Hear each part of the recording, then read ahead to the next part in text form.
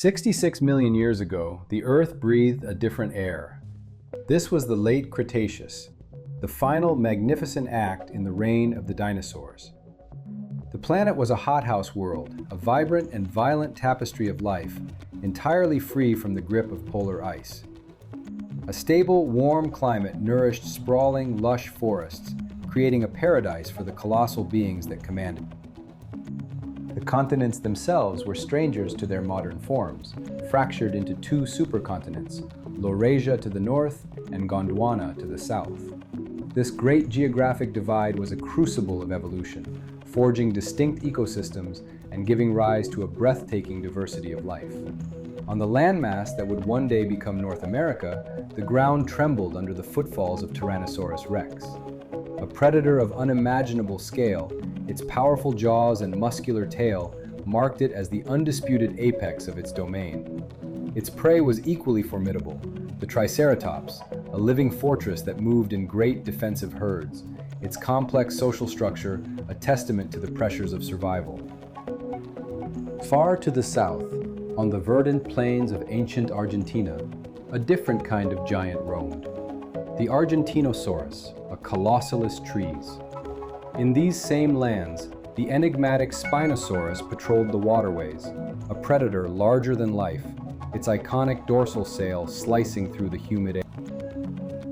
Above this terrestrial drama, the skies belonged to another dynasty. Flying reptiles, the pterosaurs, cast fleeting shadows upon the earth, but they shared this world, gliding effortlessly over coastlines in search of fish. Meanwhile, the oceans churned with their own titans. The Mosasaurus, a monstrous marine reptile, patrolled the depths as the ultimate predator of the seas, while long-necked plesiosaurs navigated the vast, warm waters. It was an intricate web of existence, a world of staggering power and complexity, seemingly eternal. Yet even the greatest empires are built upon foundations of cosmic chance, their legacies measured not in their strength, but in their eventual, profound silence. In the sun-drenched coastal waters of a world long past, life moved to a rhythm of pursuit and evasion. Here, formidable marine reptiles, masters of their aquatic domain, stalked shoals of smaller fish and elusive squid, their powerful forms slicing through the turquoise shallows. This was a theater of survival, played out daily beneath the waves. Yet, on the shores of these ancient seas, a quiet revolution was transforming the very face of the planet. During the late Cretaceous, the dominion of ferns and conifers began to wane. A new kind of life, vibrant and audacious, was taking root. The flowering plants were slowly, inexorably conquering the landscape. This botanical shift was not merely a change in scenery, it was a fundamental rewriting of the rules of life. These new, intricate blossoms attracted a burgeoning diversity of insects, which in turn became a vital source of sustenance for a host of other animals, weaving new threads into the great ecological tapestry. The world's forests grew lush and dense, dominated by towering trees, interspersed with vast tracts of coniferous woodland and sweeping open plains. When the sun bathed this world in light, life flourished in a state of exquisite equilibrium. Every species, from the smallest beetle to the most colossal sauropod, played its part in a finely tuned orchestra of existence. For the plant eaters, the world revolved around a single, unending quest: forage. Great herds of herbivores grazed across immense territories, their bodies and behaviors sculpted by the vegetation they consumed.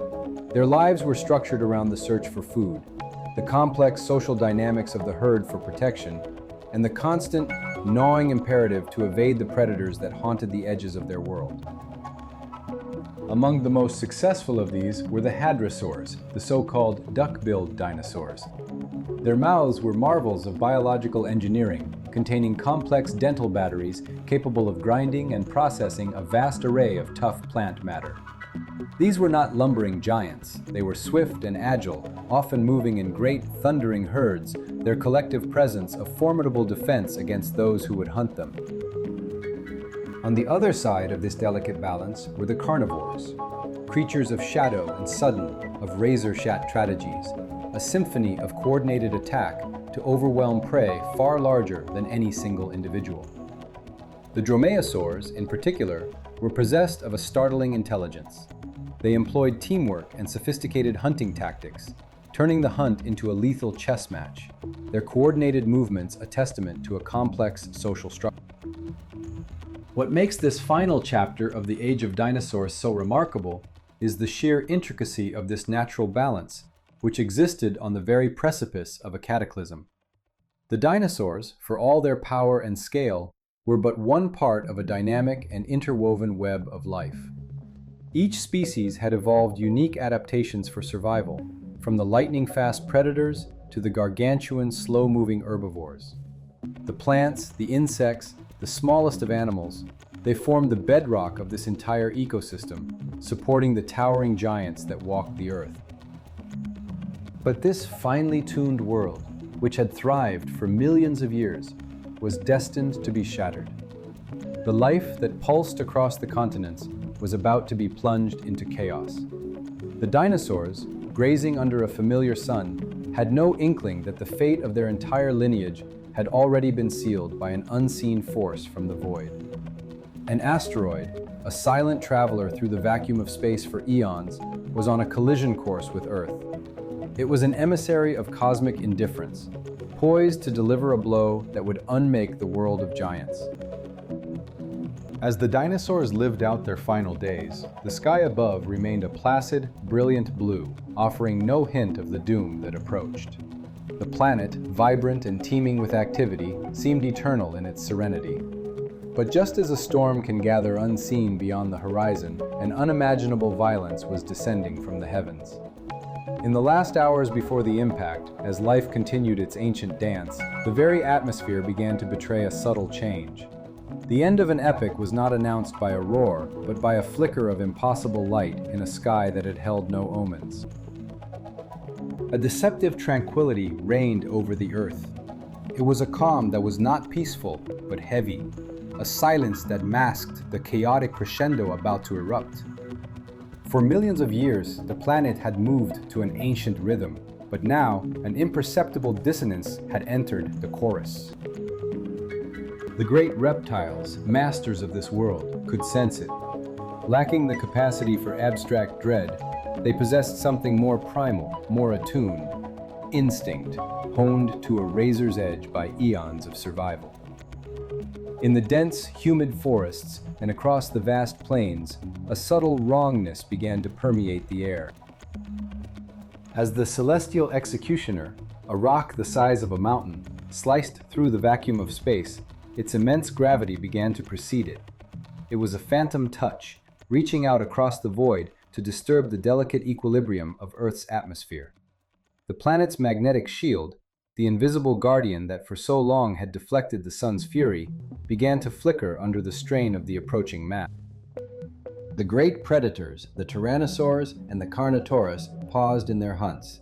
They tasted a strange charge in the air, an electrical tang that spoke of no known prey, no coming storm. A profound stillness settled over their domains, a quiet that unnerved even these apex hunters. The usual chorus of the smaller creatures, the symphony of the Cretaceous undergrowth, had faded into a tense, expectant hush. Herds of herbivores, the vast congregations of Triceratops and Edmontosaurus, grew restless. They gathered in uneasy clusters, their low calls carrying a new note of anxiety. They instinctively sought shelter where there was none, driven by a nameless fear of the sky itself. The very air they breathed, for millennia a constant source of life, was becoming a vessel of mounting pressure, a suffocating blanket of foreboding. In the final hours, the sun still shone in a clear sky. The temperature remained stable, yet the world felt different. It was a stage, meticulously set for a tragedy of cosmic proportions, and the actors, entirely unaware of their impending fate, continued their daily rituals. A pteranodon soared over the inland sea, its great wings casting a familiar shadow on the water. Below, a mosasaur patrolled the depths. On land, a young hadrosaur grazed peacefully beside its mother. They were all living out the final moments of a dynasty 150 million years in the making. The sky, once a familiar canvas of brilliant blue, began to take on a strange, bruised tint at its highest reaches, a subtle darkening that heralded the coming chaos. The air grew thick, heavy with an energy too vast for any terrestrial mind to comprehend. It was as if the planet itself knew what was coming. The Earth held its breath, awaiting the blow that would reforge its surface and irrevocably alter the course of life. In these last moments of an age, the world was not ending with a roar, but with a terrifying, silent, and universal inhalation. The final moments were a symphony of contradictions, a strange and unsettling blend of profound calm and rising dread. On the surface of the late Cretaceous world, life, in its magnificent diversity, proceeded as it had for millennia. A herd of Triceratops moved through a clearing of giant ferns, their great horned heads held high as they grazed, their footfalls a familiar rhythmic thunder. Nearby, hadrosaurs, with their broad, duck-billed mouths, methodically stripped foliage from the dense undergrowth. The air was thick with the scent of damp earth and decaying plant matter, the smell of a world teeming with life. Yet beneath this veneer of normalcy, an invisible current of anxiety was beginning to flow. A deep and primal disquiet rippled through the biosphere, a message passed not in sound, but in instinct. The great herbivores, creatures typically defined by their placid routines, were the first to show the strain. A towering brachiosaurus, its long neck a living periscope above the forest canopy, would suddenly freeze in its slow, deliberate march. It would stand motionless for long minutes, its massive head swiveling, its senses straining to identify a threat that had no shape, no scent, no sound. Herds of ceratopsians began to lose their cohesion, their orderly grazing patterns fracturing into nervous, disorganized movements, as if searching for an answer to a question they could not formulate. This unease was not confined to the prey. The predators, animals whose confidence was etched into their very bones, began to exhibit signs of profound confusion. The Tyrannosaurus, an apex predator defined by certainty, found its finely honed senses besieged by phantoms. It could feel the subtle shifts in atmospheric pressure, taste a strange metallic tang in the air. The silence that fell between the calls of the forest creatures was no longer empty, it was heavy, expectant. Its prey, which should have been skittish and alert, now behaved with an unnerving listlessness, their own instincts scrambled by the encroaching strangeness. Something was fundamentally out of order. High above, in the boundless theater of the sky, the pterosaurs felt the change most acutely. These masters of the air currents, who soared with effortless grace, now found the heavens themselves turning hostile. Sudden, inexplicable shifts in wind patterns and a strange, shimmering quality to the distant horizon made flight a treacherous affair. They began to circle anxiously, their wings beating with a frantic energy, landing more frequently on cliffs and treetops, uncertain of the very element that had given them freedom. Even the oceans, vast and seemingly immutable, were not immune. Beneath the waves, the great marine reptiles, the mosasaurs, felt the world's agitation in the water itself. Unseen tremors and fluctuations in pressure and temperature began to disrupt the ancient currents. The behavior of their prey became erratic, and the familiar marine landscapes of their hunting grounds began to feel alien and threatening. The deep, once a sanctuary of life, now seemed to hold its breath in grim anticipation. This was not a typical response to danger. It was not the instinctual fear triggered by hunger, or the aggression born from a territorial dispute. This was a deeper, more elemental reaction, a collective, instinctual recognition that the fundamental laws of their world were about to be rewritten. The animals could not comprehend the specifics of the catastrophe.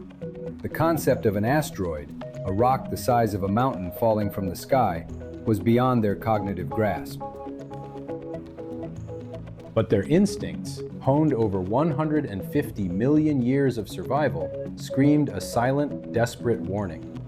They were the unknowing witnesses to the end of an epoch, their strange and frantic behavior a final, silent testament to an instinct that could feel the closing of a door, but could never hope to see the hand that was pushing it shut.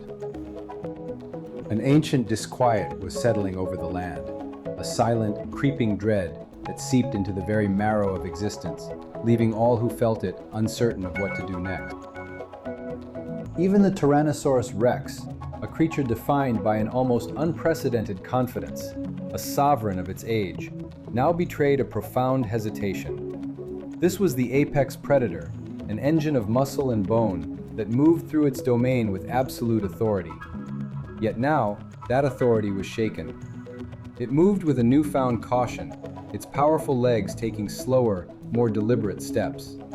Its famously sharp eyes, capable of detecting the slightest motion from miles away, were now scanning the horizon not for prey, but for an answer to a question it could not form. The familiar world was broadcasting a signal of profound wrongness, and the king was unnerved. The Velociraptors, celebrated for their cunning and intellect, perhaps exhibited the most dramatic unraveling. These were beings of the pack, their lethality born from a symphony of coordinated action, a complex language of body and voice that could turn a group of individuals into a single thinking weapon. But now, that symphony had dissolved into a cacophony of confusion. The fluid, coordinated movements that defined their hunts were gone, replaced by a disoriented stillness. Their once flawless hunting strategies faltered as the growing tension fractured their social bonds. The familiar pattern of darting between cover was now broken by bizarre, awkward pauses, as if the neural pathways that governed their pack instincts were being jammed by a planet-wide static. The unease of these intelligent hunters was a mirror to the anxiety gripping the entire animal kingdom. High above, in the thinning air, the pterosaurs were no longer masters of the sky. Their once confident soaring gave way to frantic, erratic beats of leathery wings. They were seen landing more frequently, abandoning their aerial domain for the uncertain safety of the ground, or the high branches of ancient cycads. These flying reptiles, once symbols of freedom, now seemed insecure, their instincts screaming at them to seek shelter from an atmospheric shift they could feel but not see. It was as if the very weight of the atmosphere had changed, an invisible burden pressing down from the heavens.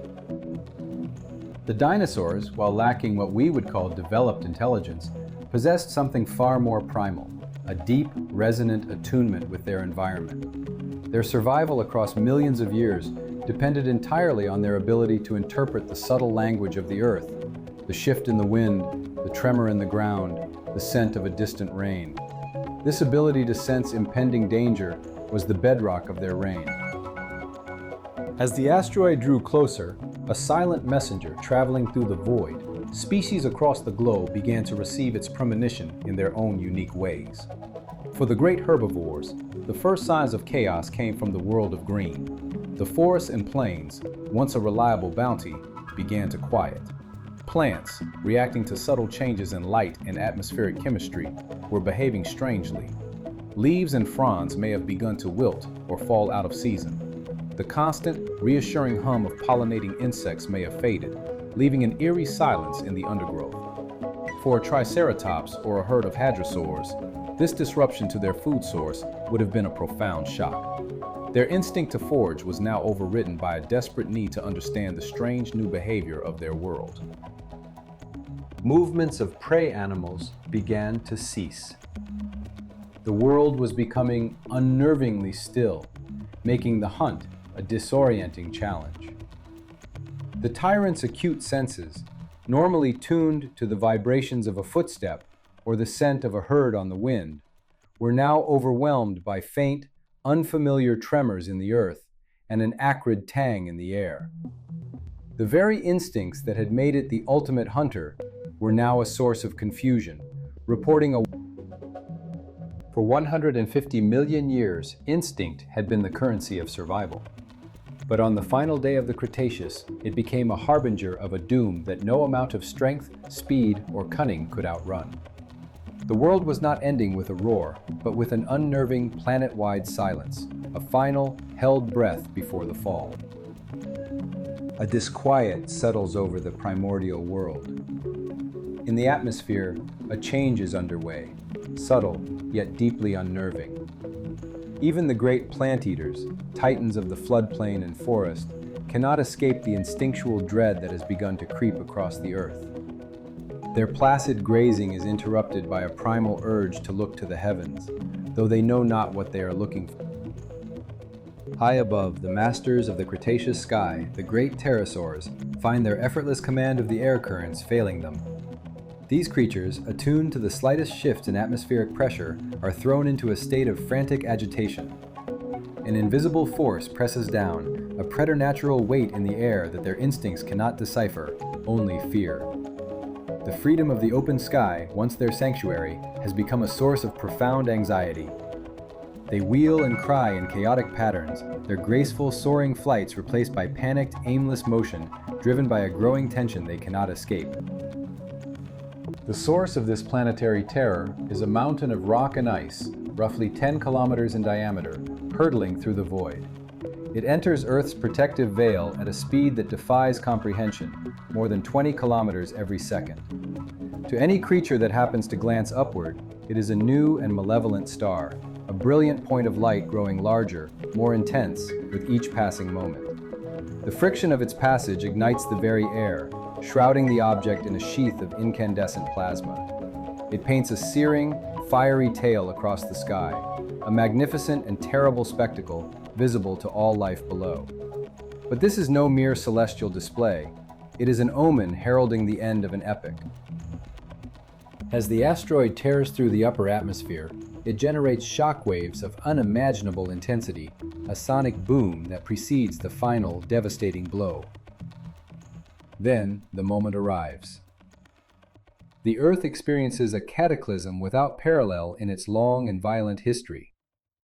The impact unleashes more energy in a single, violent exhalation than millions of atomic bombs detonated at once. The sky erupts in a flash of blinding white light as the invader strikes the planet's surface. The immediate devastation is absolute. Forests are not merely flattened, they are vaporized. Mountains are shattered into dust. The very crust of the planeates outward at supersonic speed. On the ground, the Tyrannosaurus Rex and the Triceratops, apex predator and armored fortress, are rendered equal in their final terrifying moments. They are scoured from existence by a wall of superheated air. The pterosaurs in the sky are consumed by the expanding fireball. Their delicate wings turn to ash in an instant.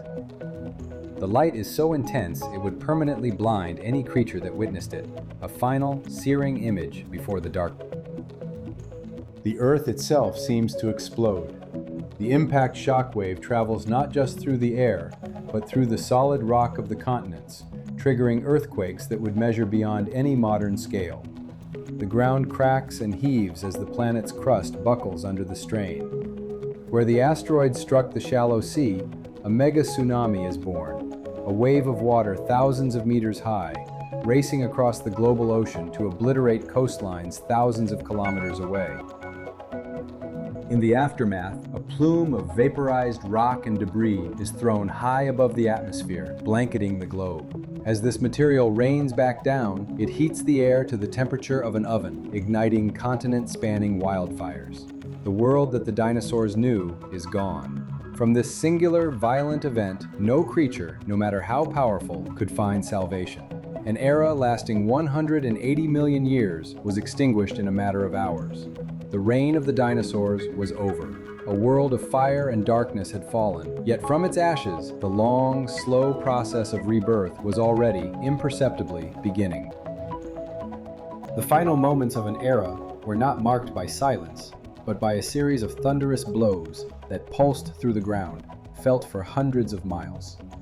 The very pressure of the atmosphere began to shift, a subtle but profound change that created a primal disquiet among the creatures of the Earth.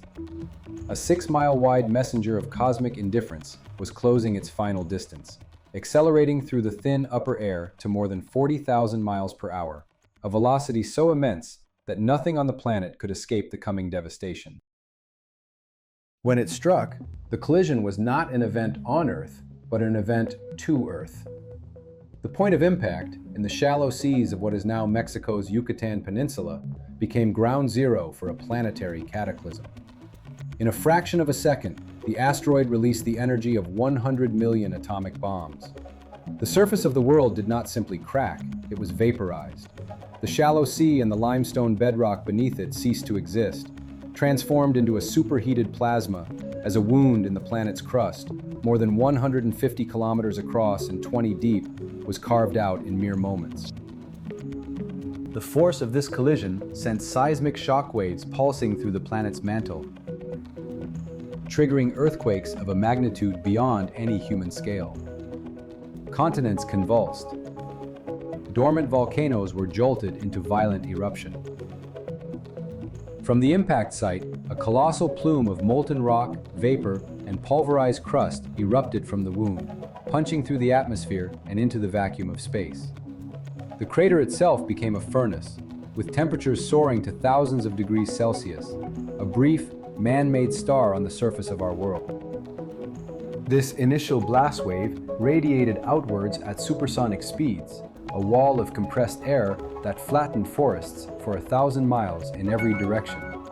Entire ecosystems were obliterated in a single, violent instant.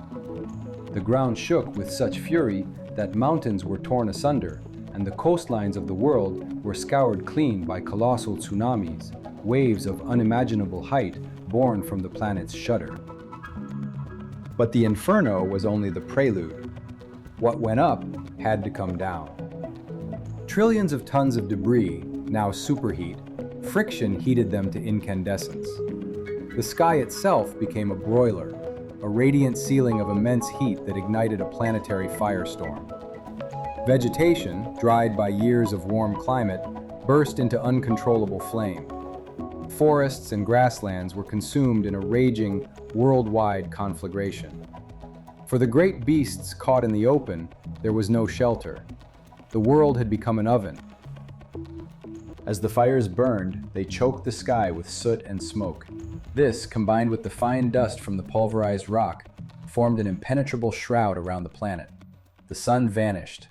Daylight faded into a perpetual ashen twilight, plunging the Earth into a long, dark winter. Photosynthesis failed. The base of the food chain collapsed, and the great chain of life, 66 million years in the making, was broken. It was a world erased, a slate wiped clean by a random, violent act of celestial mechanics. From the crucible of this extinction, new forms of life would eventually inherit a changed world, a silent testament to the terrifying fragility and the improbable resilience of life itself.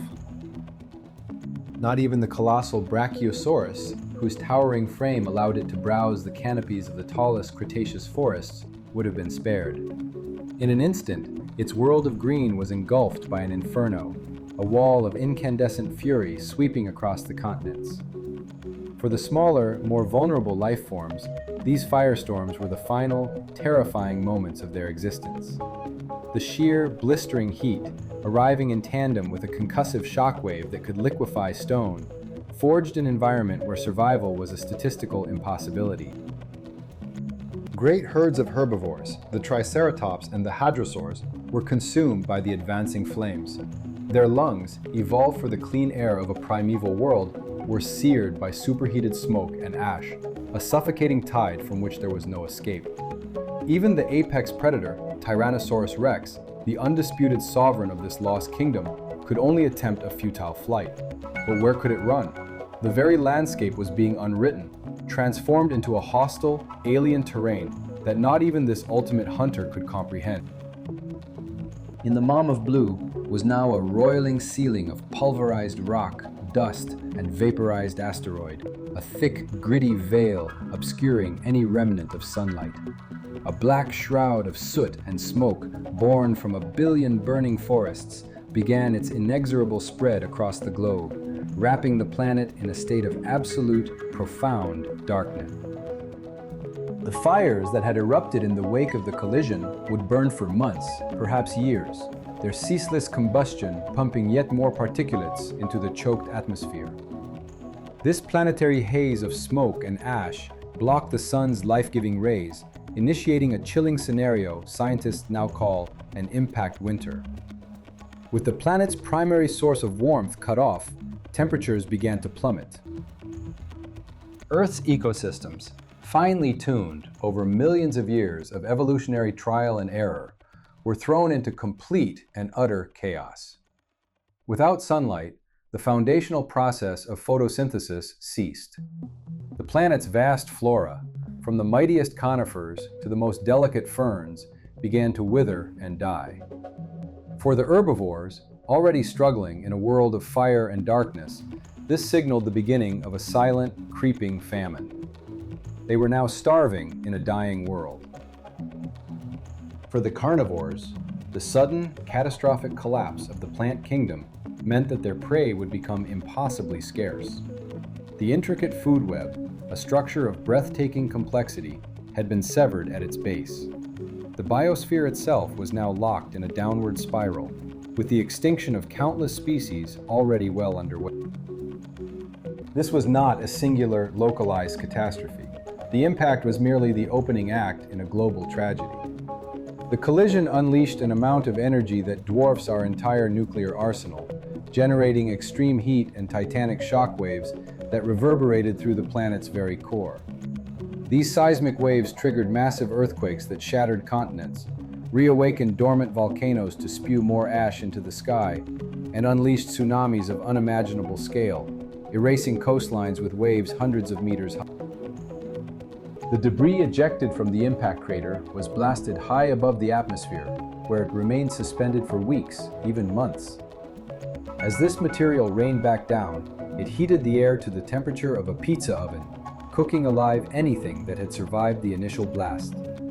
The Earth was trapped in a cycle of destruction, each disaster compounding the last. The global chaos born from a single, cataclysmic moment marked the end of an empire measured in millennia. It was the final, violent punctuation at the end of the age of dinosaurs, an event that would radically and permanently alter the course of life on Earth.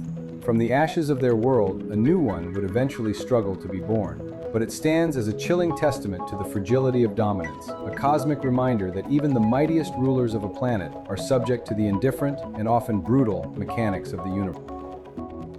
A shroud descends, not of water vapor or of night, but of something far more final. A thick, suffocating canopy of soot and pulverized rock billows into the upper atmosphere, creating an instantaneous and terrifying imitation of a nuclear winter. The sky, once a familiar blue canvas, is stolen. In its place, a bruised, perpetual twilight settles over the planet, a world lit only by the dim, ghostly glow of its own demise. The global climate, a system of immense power yet delicate balance, is violently thrown into a new and brutal regime. The warm, temperate world that nurtured the Age of Giants is gone in a geological heartbeat. It is replaced by a planet growing colder, harsher, and fundamentally inhospitable to the life it had so long sustained. This dramatic plunge in temperature was not a gradual shift. It was a catastrophic shock, a thermal wound from which the Earth's ecosystems could not recover. The intricate web of life, woven over millions of years, was torn asunder.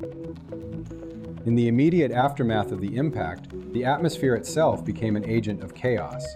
The colossal energy released at the point of collision vaporized rock and water, unleashing a thermal pulse that scoured the globe. This incandescent wave of heat ignited a planetary firestorm.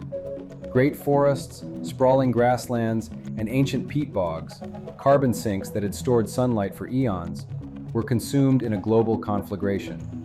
The fires raged with an unimaginable ferocity, a roaring inferno that wrapped the world in flame. As this planetary blaze consumed the living world, it pumped staggering quantities of smoke, ash, and soot into the sky. This dark particulate matter rose, joining the dust and debris already ejected by the impact. Together, they formed an impenetrable veil, a dark blanket that wrapped the Earth and severed its connection to the sun. The engine of our world was choked. With the sun's rays blocked, temperatures plummeted. In some regions, the surface cooled by as much as 10 degrees Celsius, a staggering 18 degrees Fahrenheit, within a matter of hours. Over the subsequent weeks, the entire planet was plunged into a prolonged, artificial winter. The darkness was absolute. And in that darkness, the foundational process of life on Earth faltered and then failed. Photosynthesis, the silent, miraculous conversion of light into life, ceased. The planet's green heart stopped beating. This spelled doom for the world's flora, a catastrophe that rippled upwards through the entire food chain. For the great herbivores, the titans of the Cretaceous, this ecological collapse was an execution. The first wave of extinction was silent and green. The lush forests and fern-covered plains that had sustained entire dynasties of dinosaurs withered into barren, skeletal landscapes. Without light, they were starved of energy, their leaves falling, their stems rotting where they stood. The world's great banquet hall was suddenly empty. Come a waking nightmare. These animals, which had evolved over millennia to browse and graze upon an endless bounty of vegetation, now wandered through a gray, dying world. Their powerful beaks and grinding dental batteries, perfectly designed for shearing cycads and stripping branches, were now useless tools in a land devoid of sustenance. They were giants in a sterile wasteland, starving under a sky that offered no light and a land that offered no food. The very foundation of their existence had been vaporized, then burned, then buried under a cloud of ash. Their end was not a swift battle with a predator, but a slow, agonizing surrender to a world that no longer recognized them, a world where the sun had been extinguished. It serves as a profound and humbling testament, written in stone and fossil, to how swiftly a world can be unmade when the unbroken chain of sunlight is, for a moment, severed. The great engine of life had seized. In the aftermath of the impact, a shroud of pulverized rock and soot was thrown into the high atmosphere, the process that had fueled a world of giants for 150 million years ground to a halt. The first to feel this new, profound emptiness were the plant eaters. Without the sun's energy, the world's flora withered and died. Forests of ferns and cycads were reduced to skeletal gray husks. The vast plains, once vibrant with life, became barren landscapes coated in an acrid dust. For the herbivores, this was the beginning of the end.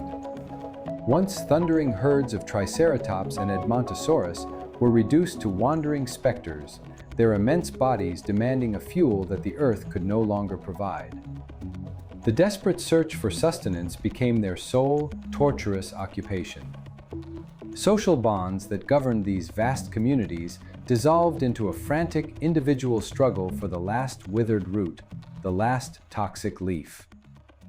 The air, thick with ash, would have carried not the sounds of a thriving ecosystem, but the low, mournful calls of starving animals.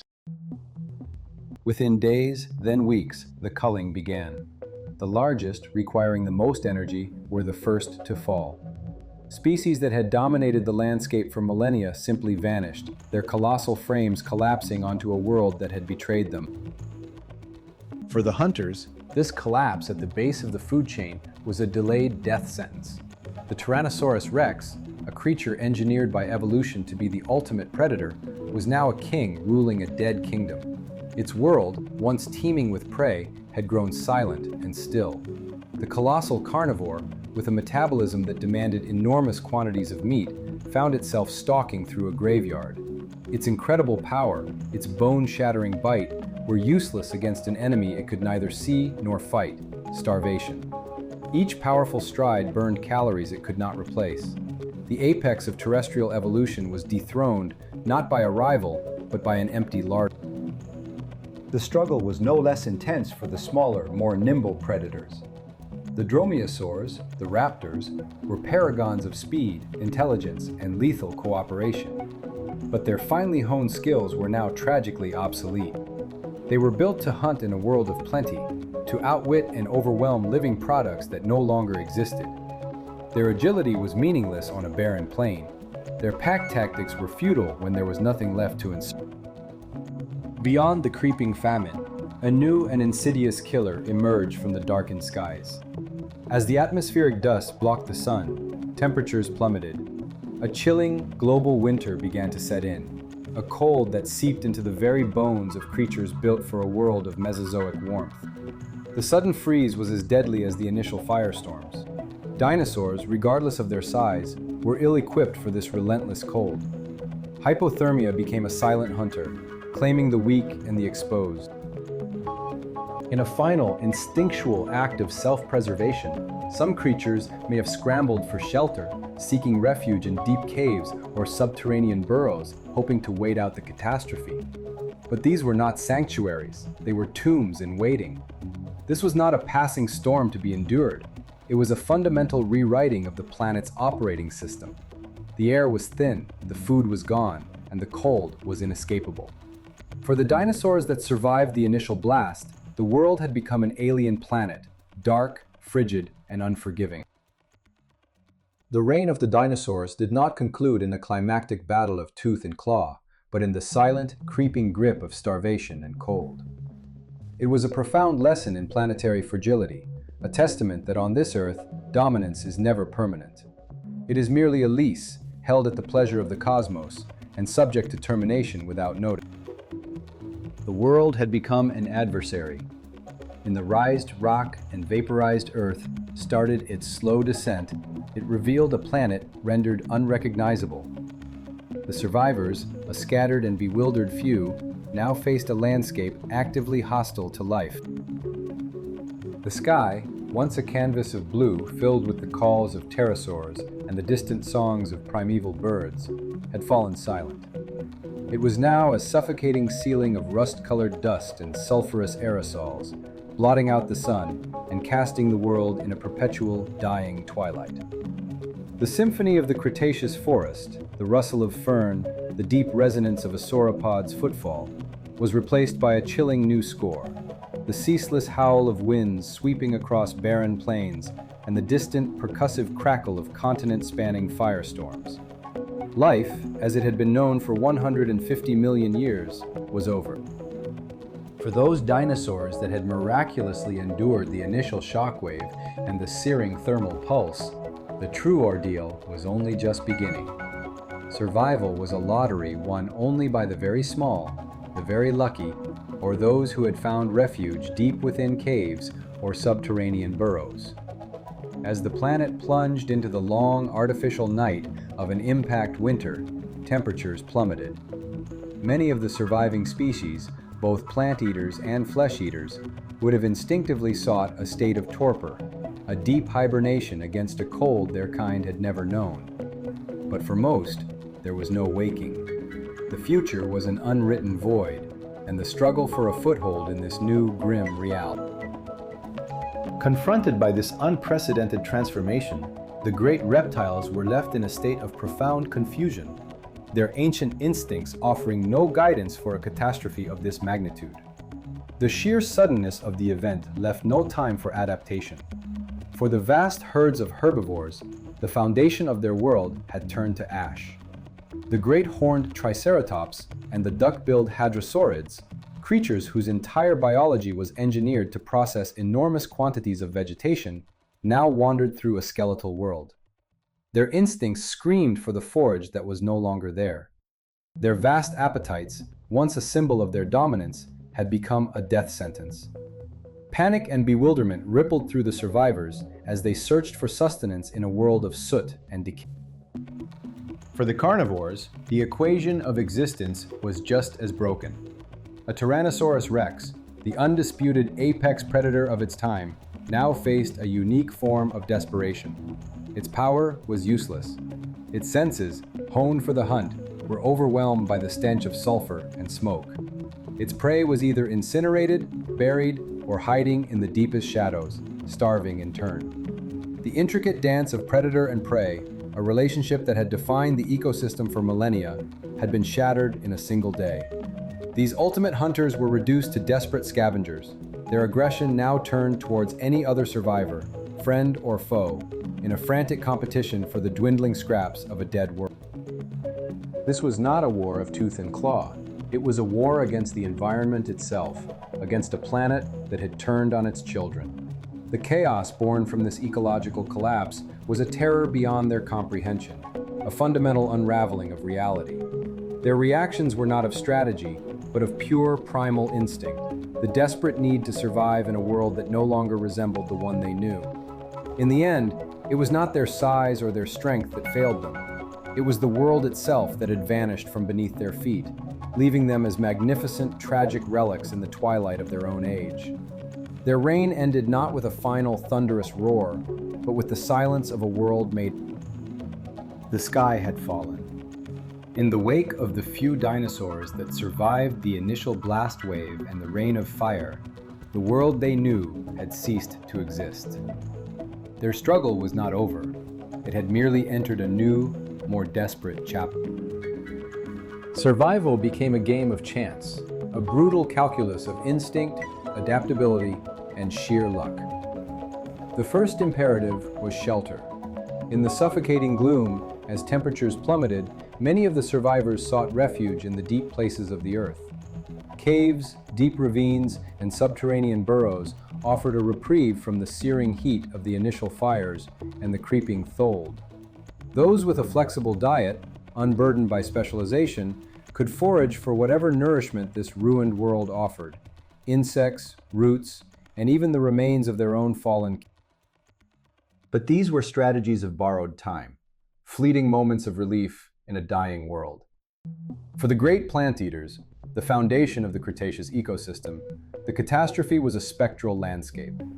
The lush forests and fern prairies that had sustained their kind for millions of years were gone, replaced by a monochrome blanket of ash and charcoal.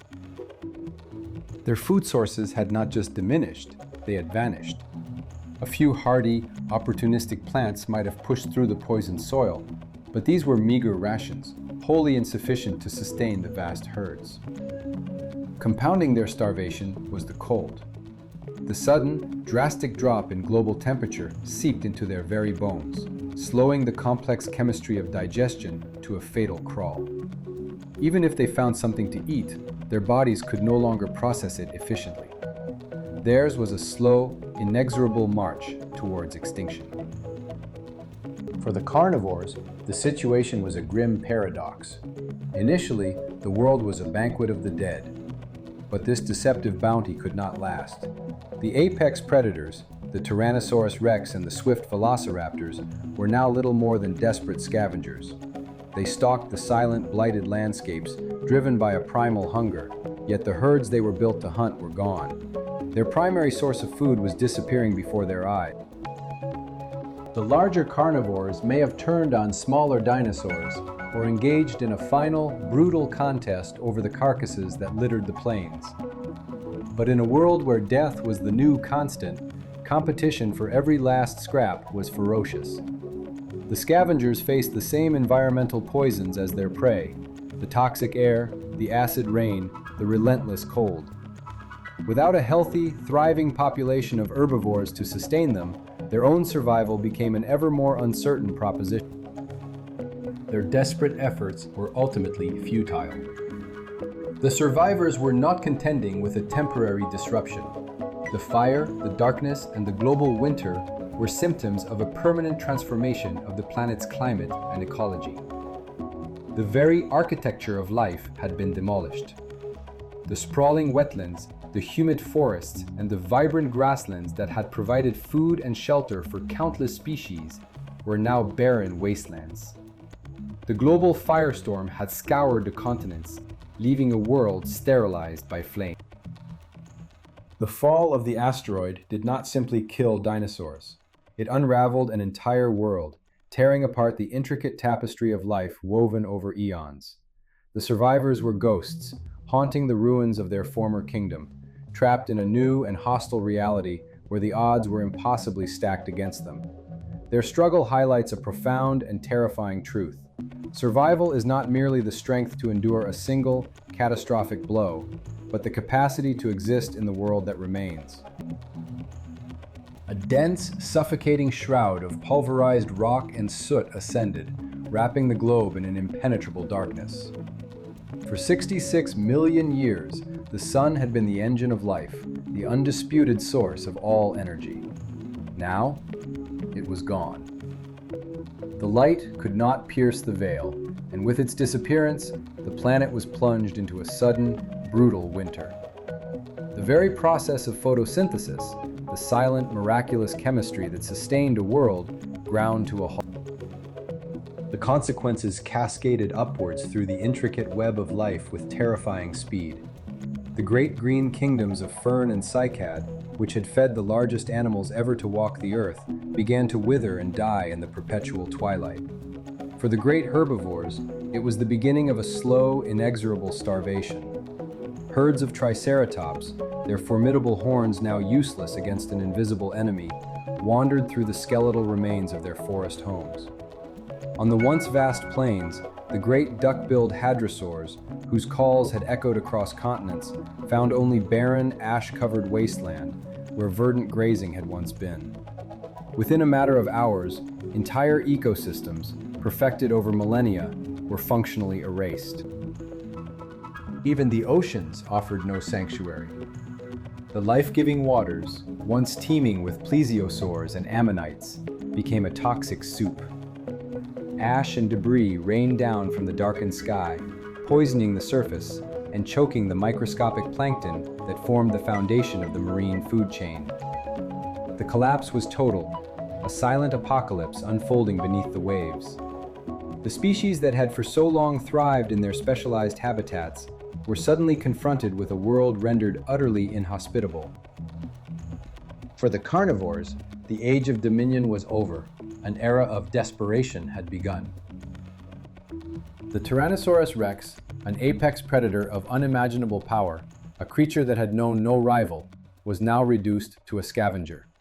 Its astonishingly keen senses, the eyesight that could spot prey from miles away, the sense of smell that could track a carcass across a valley, were now instruments for detecting only decay and death.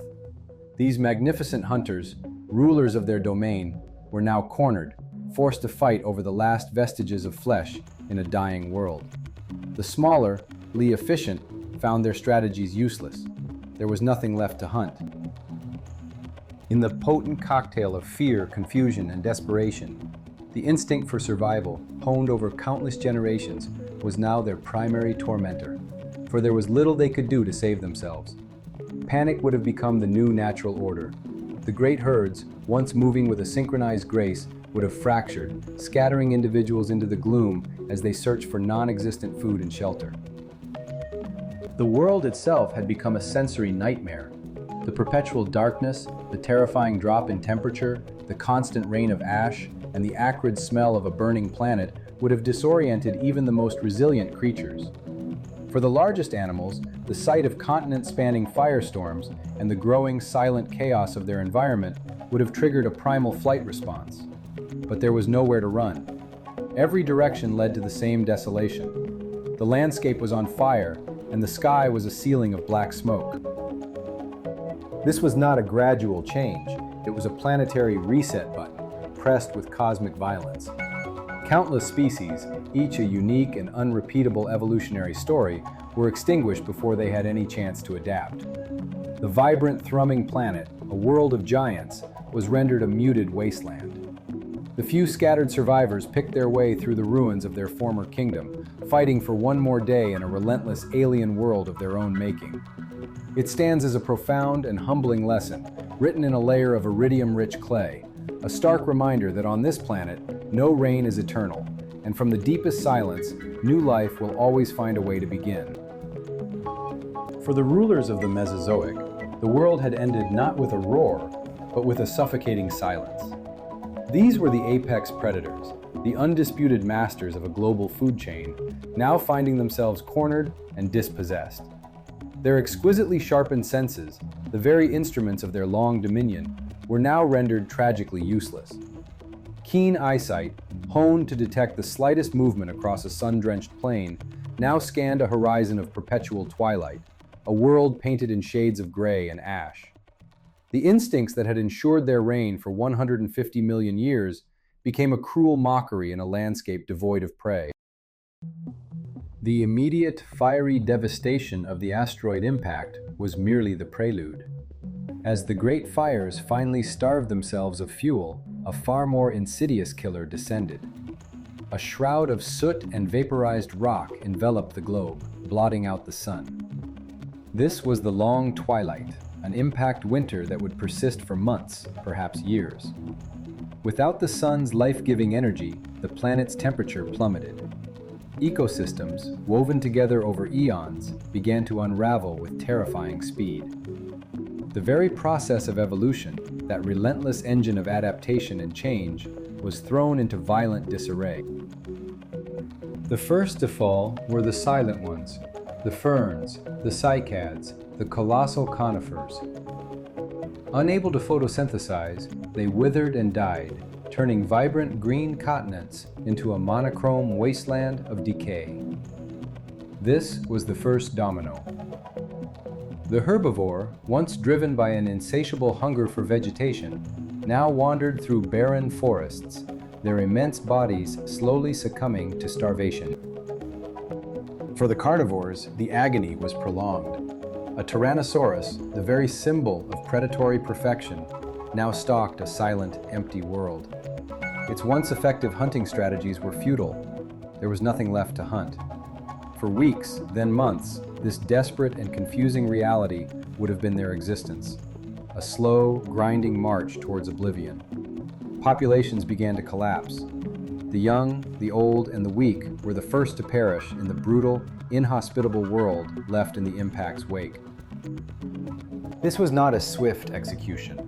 It was a slow attrition that unfolded over centuries, even millennia. For the few dinosaurs that survived the initial cataclysm, life became a generational curse. The scarcity of food, the extreme and unrelenting cold, and the poisoned environment systematically winnowed their numbers. Life became a desperate struggle to find the last scraps of sustenance, to find shelter from the biting cold. Some smaller, more adaptable species may have clung to existence for a time, evolving to cope with the harsh new reality. But for the vast majority, the titans of the old world, there was no recourse. Their time was over. The slow extinction of the dinosaurs was a long, protracted saga of death and survival, played out on a planetary stage. The world that had once supported such diverse and thriving ecosystems had become an unforgiving tomb. It was only a matter of time before the last of the great reptiles took its final, shuddering breath. And as the climate finally began to stabilize, as the dust settled and the sun's rays once more touched the surface of the earth, new life was stirring. From the shadows, from the burrows, from the margins of the ruined world, emerged the mammals. They inherited a broken planet, yet it was a planet ripe with opportunity, a world scrubbed clean of its former masters. They would rise to fill the ecological niches left vacant, setting the stage for an entirely new era of life. The death of the dinosaurs was not a single, fiery moment burned into the fossil record. It was a long, drawn-out epic of fading light and failing life. It serves as a profound testament that no dominion is permanent, that even the mightiest empires of flesh and bone can be erased not by a single blow, but by the slow, relentless turning of a planetary clock. The initial cataclysm was a thing of fire and fury. In the first days after the impact that scarred the Earth 66 million years ago, continent-spanning firestorms and atmospheric chaos claimed countless lives in a brutal, violent instant. But for those who endured the blast, a far more insidious executioner awaited: the silence of a dying world. The true extinction was not an event, but a process, a slow, grinding siege of starvation. The first to feel the tightening grip of this new age were the herbivores. A choking veil of soot and ash ejected into the high atmosphere blotted out the sun, casting the planet into a perpetual, chilling twilight. Photosynthesis, the engine of life itself, sputtered and failed. The world's verdant landscapes, lush with ferns, cycads, and primitive flowering plants, withered into a monochrome wasteland of brown and gray. For the great plant eaters, this was a death sentence. The vast legions of hadrosaurs and the horned citadels of triceratops, creatures whose immense bodies demanded a constant tribute of vegetation, now wandered through phantom forests, their hunger a gnawing, ever-present torment. The larger the creature, the more profound its need. and the faster its demise. Compounding this famine was a creeping, unnatural cold. The impact winter drove temperatures downward, slowing the metabolism of these colossal reptiles, making it ever more difficult to extract what little energy remained in the decaying flora. They were giants, trapped in failing bodies on a failing planet. The Who domain soon found their kingdom barren. A Tyrannosaurus Rex, an animal built for the thunderous pursuit and shattering conquest of multi-ton prey, was reduced to a desperate scavenger. Its world, once teeming with life, was now a graveyard. Along with the nimble packs of raptors, these carnivores would have stalked the dying and consumed the dead, a temporary reprieve from the inevitable. But as the herbivore populations vanished, so too did this last, grim source of sustenance. The great chain of existence, forged in the crucible of evolution, was shattering link by agonizing link. Nor was this devastation confined to the land. Beneath the waves, the same narrative of collapse unfolded. The microscopic plankton, the foundation of all marine life, perished in the sunless depths. This triggered a catastrophic cascade, starving the food web from the bottom up. The ammonites, the great mosasaurs, the long-necked plesiosaurs, all the reptilian leviathans of the Cretaceous seas were doomed to the same slow, wasting end as their terrestrial cousins. What had been a complex, interwoven tapestry of life, a finely balanced ecosystem honed over 150 million years, unraveled in a matter of months. The fall of the plants led to the fall of the plant-eaters, which in turn sealed the fate of the meat-eaters. It was a domino effect on a planetary scale. The final, agonizing chapter in the age of dinosaurs was not written in fire, but in the relentless, quiet agony of an empty stomach, in the final, desperate breath of a world that could no longer provide. Life, in its boundless complexity, is built upon a foundation of sunlight. When that foundation cracks, even the mightiest empires of flesh and bone are destined to become dust and memory. The fury of the heavens did not stop at the shoreline. Beneath the waves, a silent, parallel apocalypse was unfolding. Marine ecosystems, once teeming with an impossible diversity of life, were systematically dismantled. Vast shoals of fish, intricate communities of cephalopods, and countless other creatures that called the primeval oceans home were extinguished. The consequences of the impact rained down from a poisoned sky.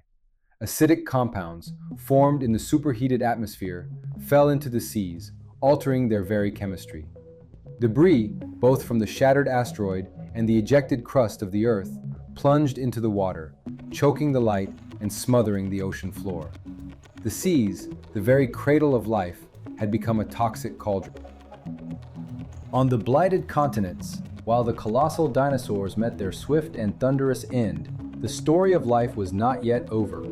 A few, hardy species managed to endure the initial firestorm, and the long, dark months of a kid's new, brutal world were those who could adapt most rapidly to the cascading changes, a success often owed to their small size, their agility, or the sheer flexibility of their diet.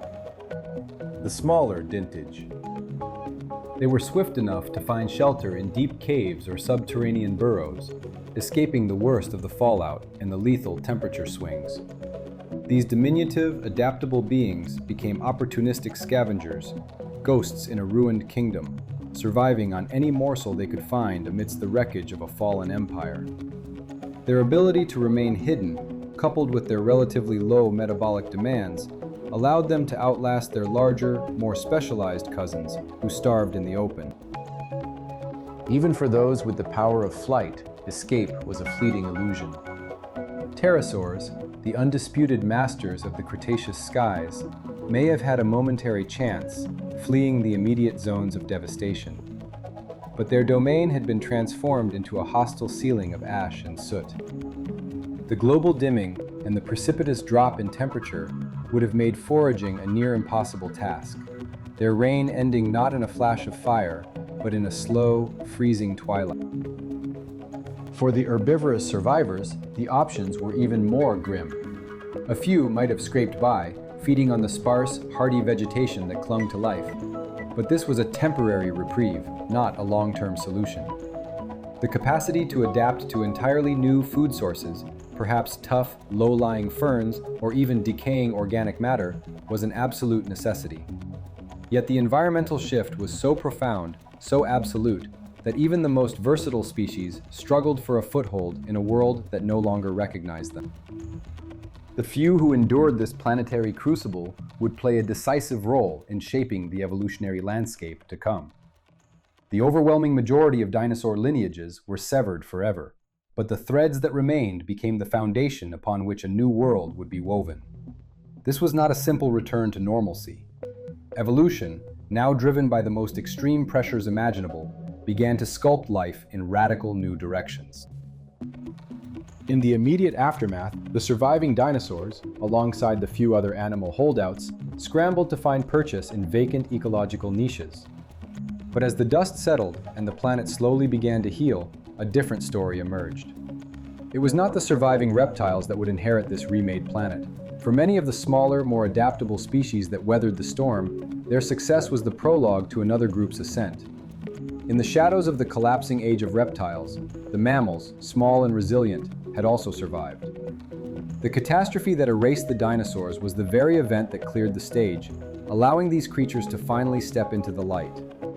The end of one dynasty was, in truth, the beginning of another. Extinction, it seems, is not merely an ending, but a violent clearing of the slate, a brutal yet creative force in the grand, unending epic of life on Earth. From the ashes of a fallen kingdom, a new world struggled to be born. The sky, once the dominion of pterosaurs, was now a shroud of dust and soot. In the twilight of this long winter, an evolutionary shift began, a quiet revolution sparked not by strength, but by endurance. The future belonged to the warm-blooded.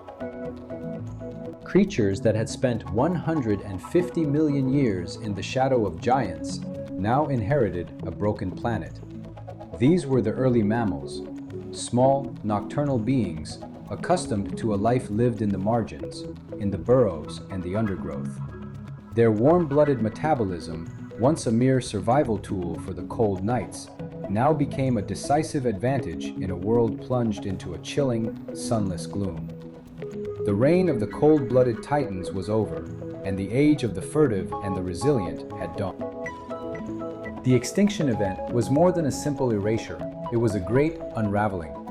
The complex ecological tapestry, woven over eons, was torn apart, leaving countless threads hanging loose. These were the vacant niches, the roles once played by the magnificent dinosaurs, now empty stages awaiting new actors.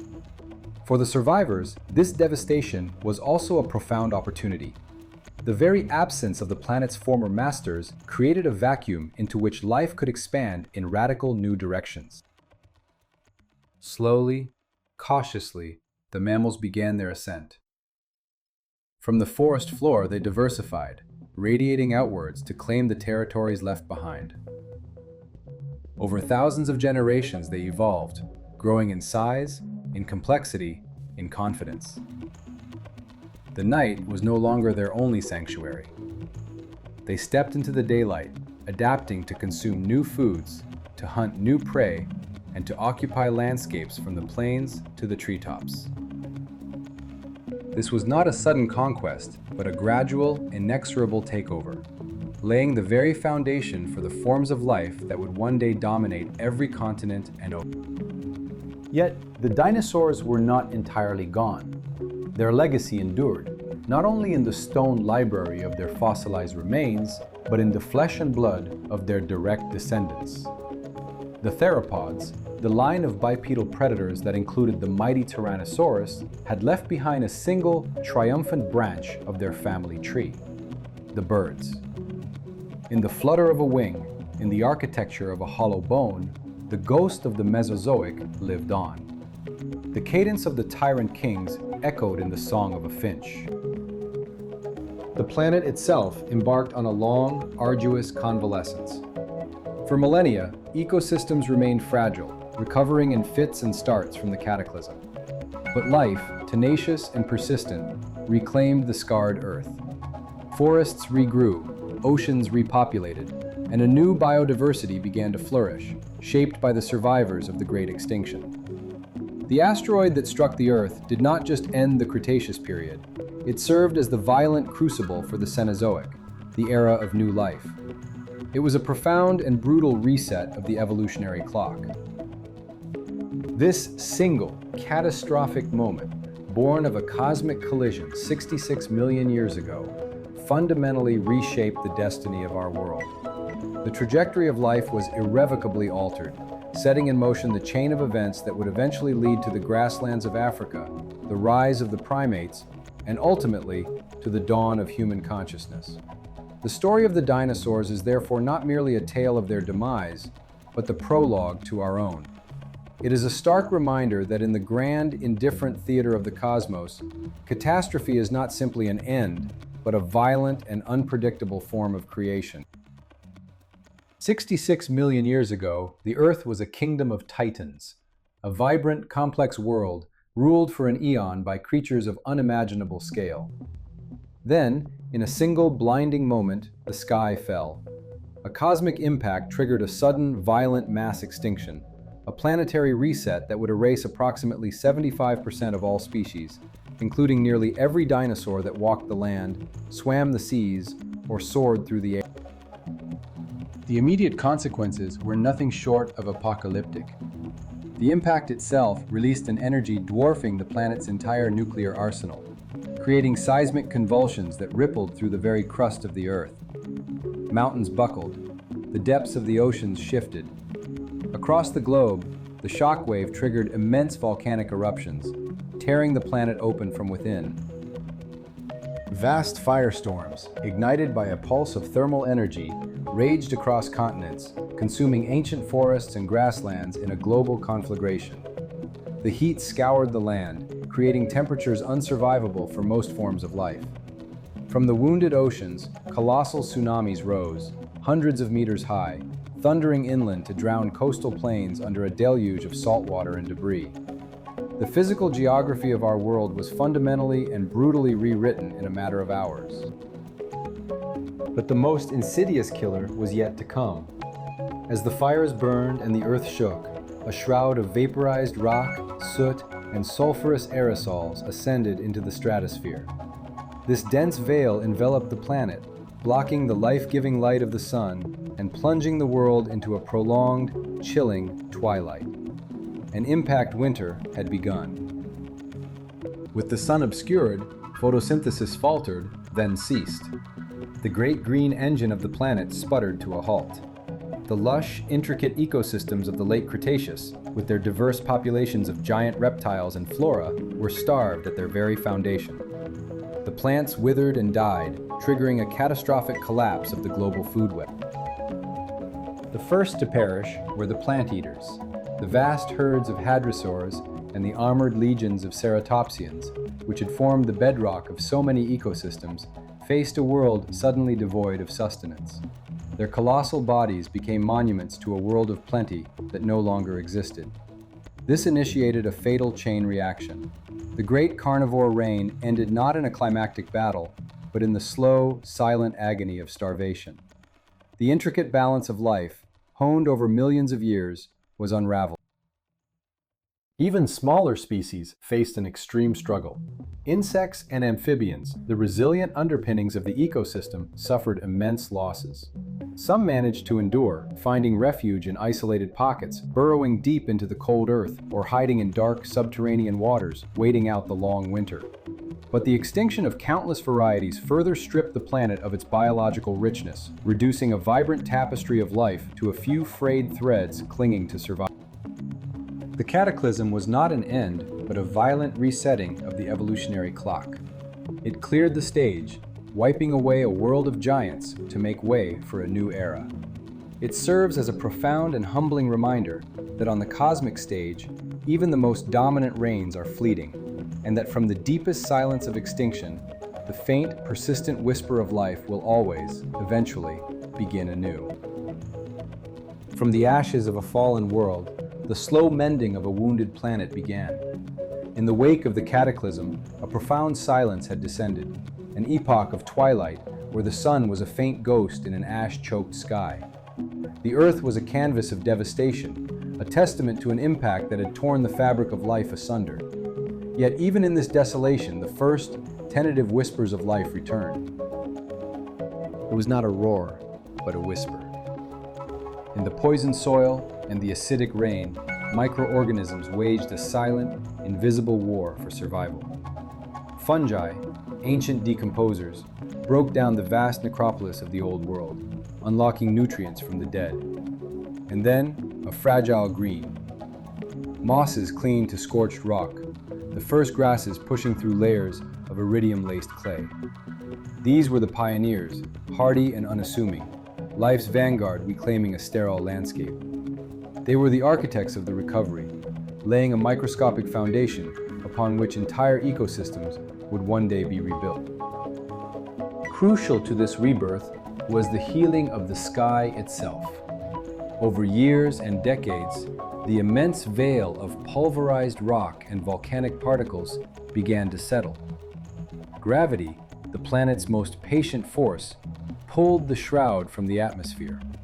Slowly, inexorably, sunlight pierced the gloom, touching the surface for the first time in a generation.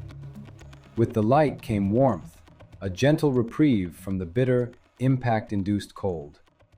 The climate, once thrown into violent chaos, began its long journey back toward stability. This returning sun was the engine of renewal, fueling the spread of vegetation and restarting the great cycle of energy that underpins all life. A new food chain was being forged, and from the shadows, the inheritors emerged. For millions of years, they had lived under the heel of giants, small, nocturnal creatures surviving on wit and speed in a world that was not their own. Burrows, subterranean tunnels, the deep crevices of a broken land, these were their sanctuaries. Now, the age of reptiles had ended in fire and fury, and for these small mammals, the world was suddenly, terrifyingly open. Earl colossal predators was gone. The world was theirs to claim. This was life's great opportunism. The extinction of the dinosaurs was not merely an ending, it was the clearing of a stage, an ecological vacuum of almost unimaginable scale. Without the dominant reptiles to compete with, mammals began a spectacular radiation, diversifying into the vast array of empty niches. The small and the furtive began to experiment with new forms. They grew mammals to have ever lived, giant herbivores browsing on the recovering forests. Others took on the mantle of the hunter.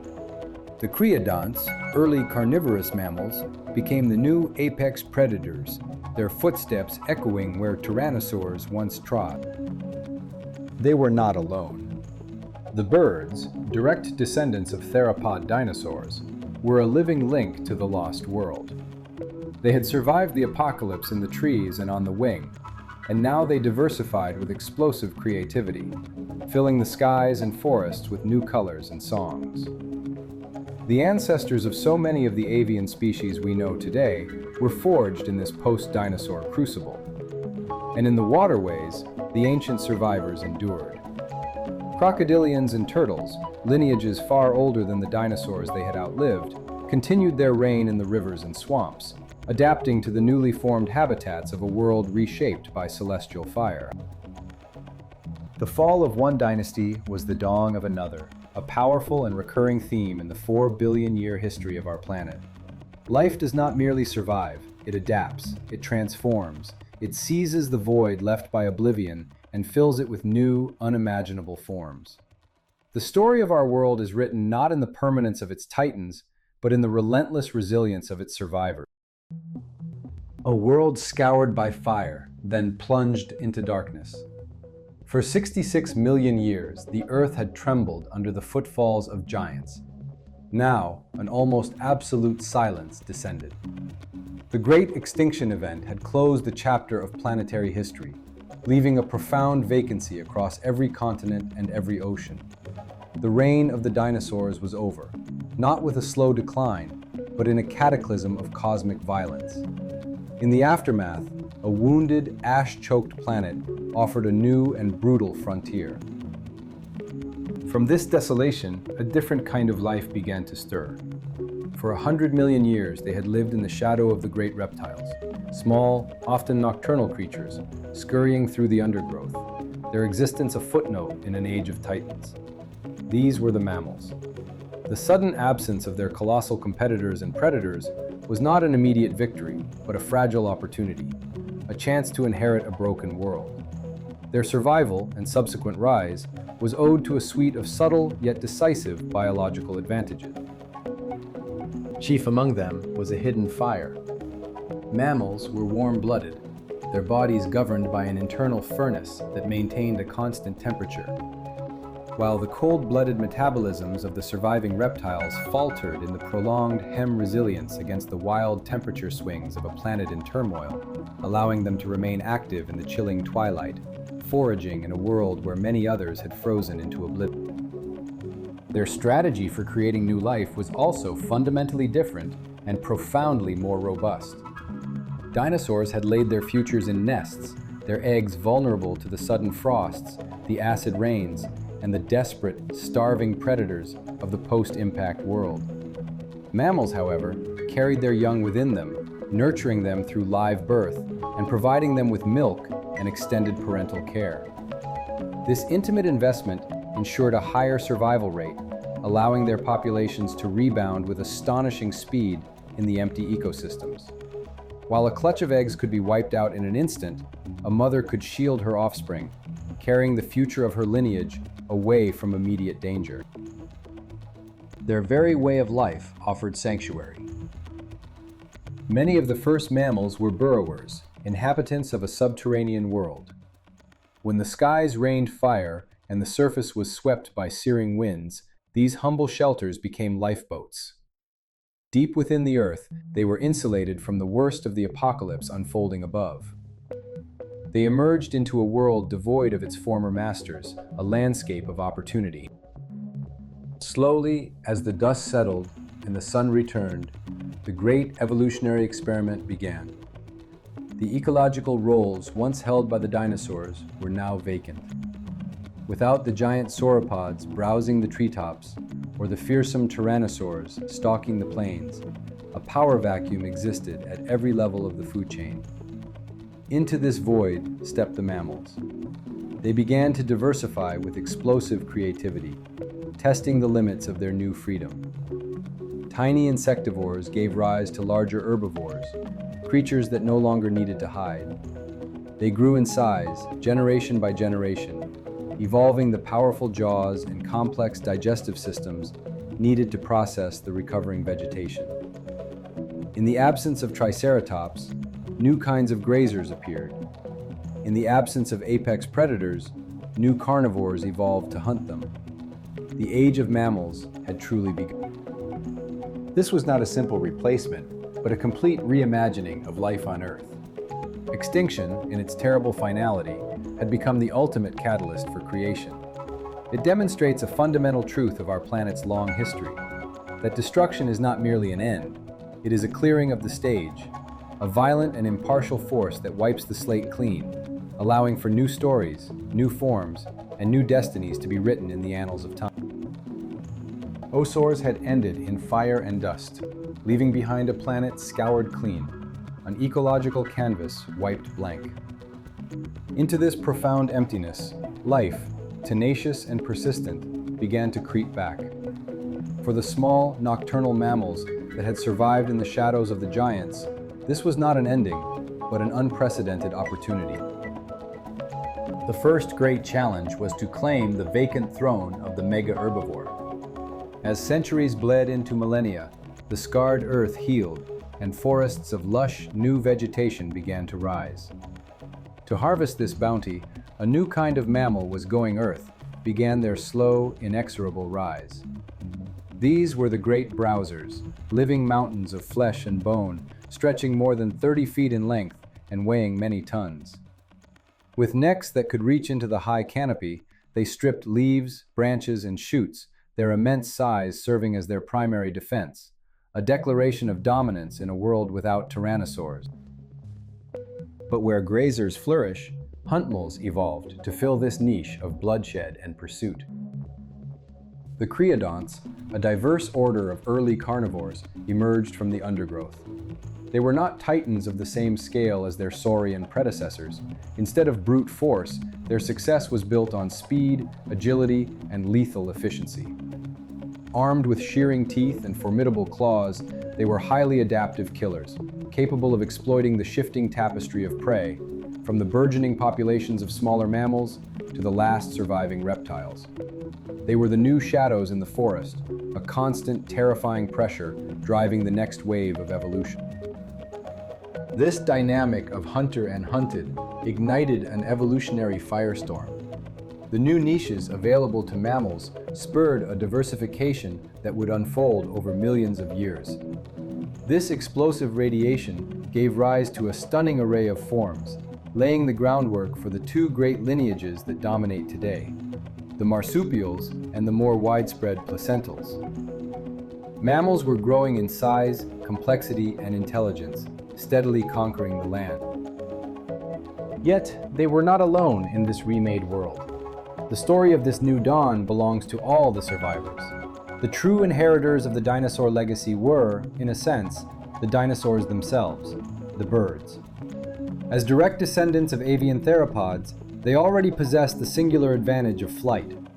While the cataclysm claimed many of their kin, smaller, more nimble species endured.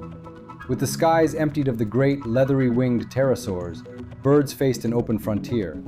They diversified with astonishing speed, becoming the new masters of the air, filling roles as insectivores, seed dispersers, and even deft aerial predators.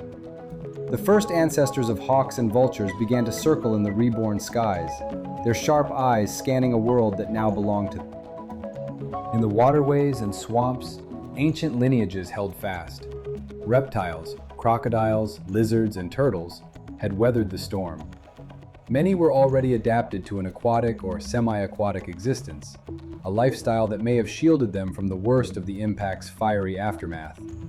They were living fossils, carrying ancient blueprints for survival through the planetary crisis and into the new era, becoming vital components of the freshwater ecosystems. The world after the asteroid was not simply the age of mammals. It was the age of the adaptable, the resilient, the opportunistic. It was a complex and interwoven recovery where birds, reptiles, and amphibians all played their part in reweaving the intricate web of life. Extinction, it seems, is not merely an ending. It is a crucible, a violent and indiscriminate force of creation that clears the way for new forms, new strategies, and new dynasties. Life does not simply recover, it is reborn, stranger and more wondrous than before. Darkness fell upon a broken world. In the aftermath of the Great Impact, a sky choked with ash and vaporized rock blotted out the sun for years. Wildfires, ignited by the searing heat of re-entering debris, had consumed entire continents, leaving behind a planet shrouded in a nuclear winter of its own making. The age of titans was over, erased in a geological instant. Yet, in the shadowed waterways, an ancient dynasty endured. The crocodilians, whose lineage had already witnessed the rise and fall of countless species, found sanctuary in the murky depths. Water, the great insulator, shielded them from the worst of the firestorms. Their ability to breathe air while remaining submerged offered a profound advantage in a world where the very land was poisoned. As the terrestrial biosphere burned or starved, these reptilian survivors waited, their cold-blooded metabolism a key to weathering the long famine. When the planet finally began its slow convalescence, they emerged, adapting to the new vacancies in both freshwater and terrestrial ecosystems, inheritors of a devastated kingdom. Elsewhere, in the damp pockets of a scarred landscape, another form of life clung tenaciously to existence. Amphibians, the frogs and salamanders, retreated into isolated, humid refuges where many other vacant. They could breed in the relative safety of protected pools and navigate a world of constant, unpredictable change. For them, survival was a quiet, hidden affair. Over millennia, as the atmosphere cleared and the rains returned, they would recolonize the Earth, their populations slowly rebounding, diversifying into the myriad forms we recognize today. The recovery, however, could not truly begin without the return of the green. For years, perhaps centuries, the Earth was a sterile canvas of gray ash and scorched rock. But life is patient. As the dust settled, the first defiant flecks of color appeared. Simple organisms, the hardiest of pioneers, began the monumental task of reclamation. Mosses, requiring little light, spread a velvet carpet over the disturbed soil. Ferns, whose ancestors had thrived in the Carboniferous shadows, unfurled thrius, but they were a start, a foothold. This nascent vegetation was the foundation upon which the New World would be built. As these pioneer plants established themselves, they began the slow process of healing the soil and stabilizing the land. Their presence provided the first crucial link in a food chain that had been shattered. They offered sustenance for the first returning herbivores, small, resilient mammals and insects that had weathered the apocalypse. In turn, the proliferation of these plant eaters created the necessary conditions for predators to re-emerge, establishing the fundamental architecture of a new web of life. The ecosystems rebuilt themselves layer by painstaking layer. The early, scraggly flora gave way to more complex and robust vegetation. Conifers and larger ferns took root, forming the first post-impact forests. With the clearing of the atmosphere and the return of a reliable sun, these new habitats began to support a growing diversity of life. The planet was breathing again. Over millions of years, this process of succession would sculpt the rich tapestry we now inhabit. The sprawling grasslands, the dense rainforests, the vibrant ocean. The world we walk upon is not a beginning, but a chapter written upon the erased pages of a former world. It is a testament to the profound resilience of life, a system forged in fire and reborn from ash. Every forest, every river, every creature carries within it the ghost of that ancient cataclysm, a silent reminder that creation and destruction are not opposites, but partners in the endless, unfolding story of our planet. In the aftermath of oblivion, a great silence fell upon the earth. The skies, choked with dust and ash, cast the scorched continents in a perpetual twilight. This was a world scoured clean, a planetary canvas wiped of its most magnificent creations. Yet, beneath the gray blanket of volcanic residue and impact debris, the deep, unyielding pulse of life had not been extinguished. The process of healing had begun, not with a roar, but with a whisper. The first stirrings of a planetary resurrection were humble. They were not giants, but tenacious pioneers, colonizing a landscape of ghosts. Hardy, fast-growing species, the resilient ferns, the patient mosses, the low-slung shrubs, began to unfurl in the gloom. These were organisms born of adversity, capable of thriving in the low light and anchoring themselves in the traumatized, unstable soil left behind by the cataclysm. In vast territories smothered by a fine layer of volcanic ash, a new kind of botany took hold. Plants adapted, evolving to tolerate the high concentrations of carbon dioxide and sulfur that had poisoned the atmosphere and turned the very ground toxic. Slowly, inexorably, these first responders began to stitch the wounded earth back together, their roots forming a delicate net, creating the first stable foundation for a more complex world to come. While much of the planet remained a barren testament to destruction, isolated pockets of survival began their quiet, deliberate expansion. Anchi were the true survivors, their deep taproots allowing them to bypass the poisoned surface and draw sustenance from mineral-rich layers of earth, a legacy of the world that was. As these green sanctuaries grew, they became beacons of hope. They were more than just flora. They were the promise of nourishment, and where the world could once again support its grazers.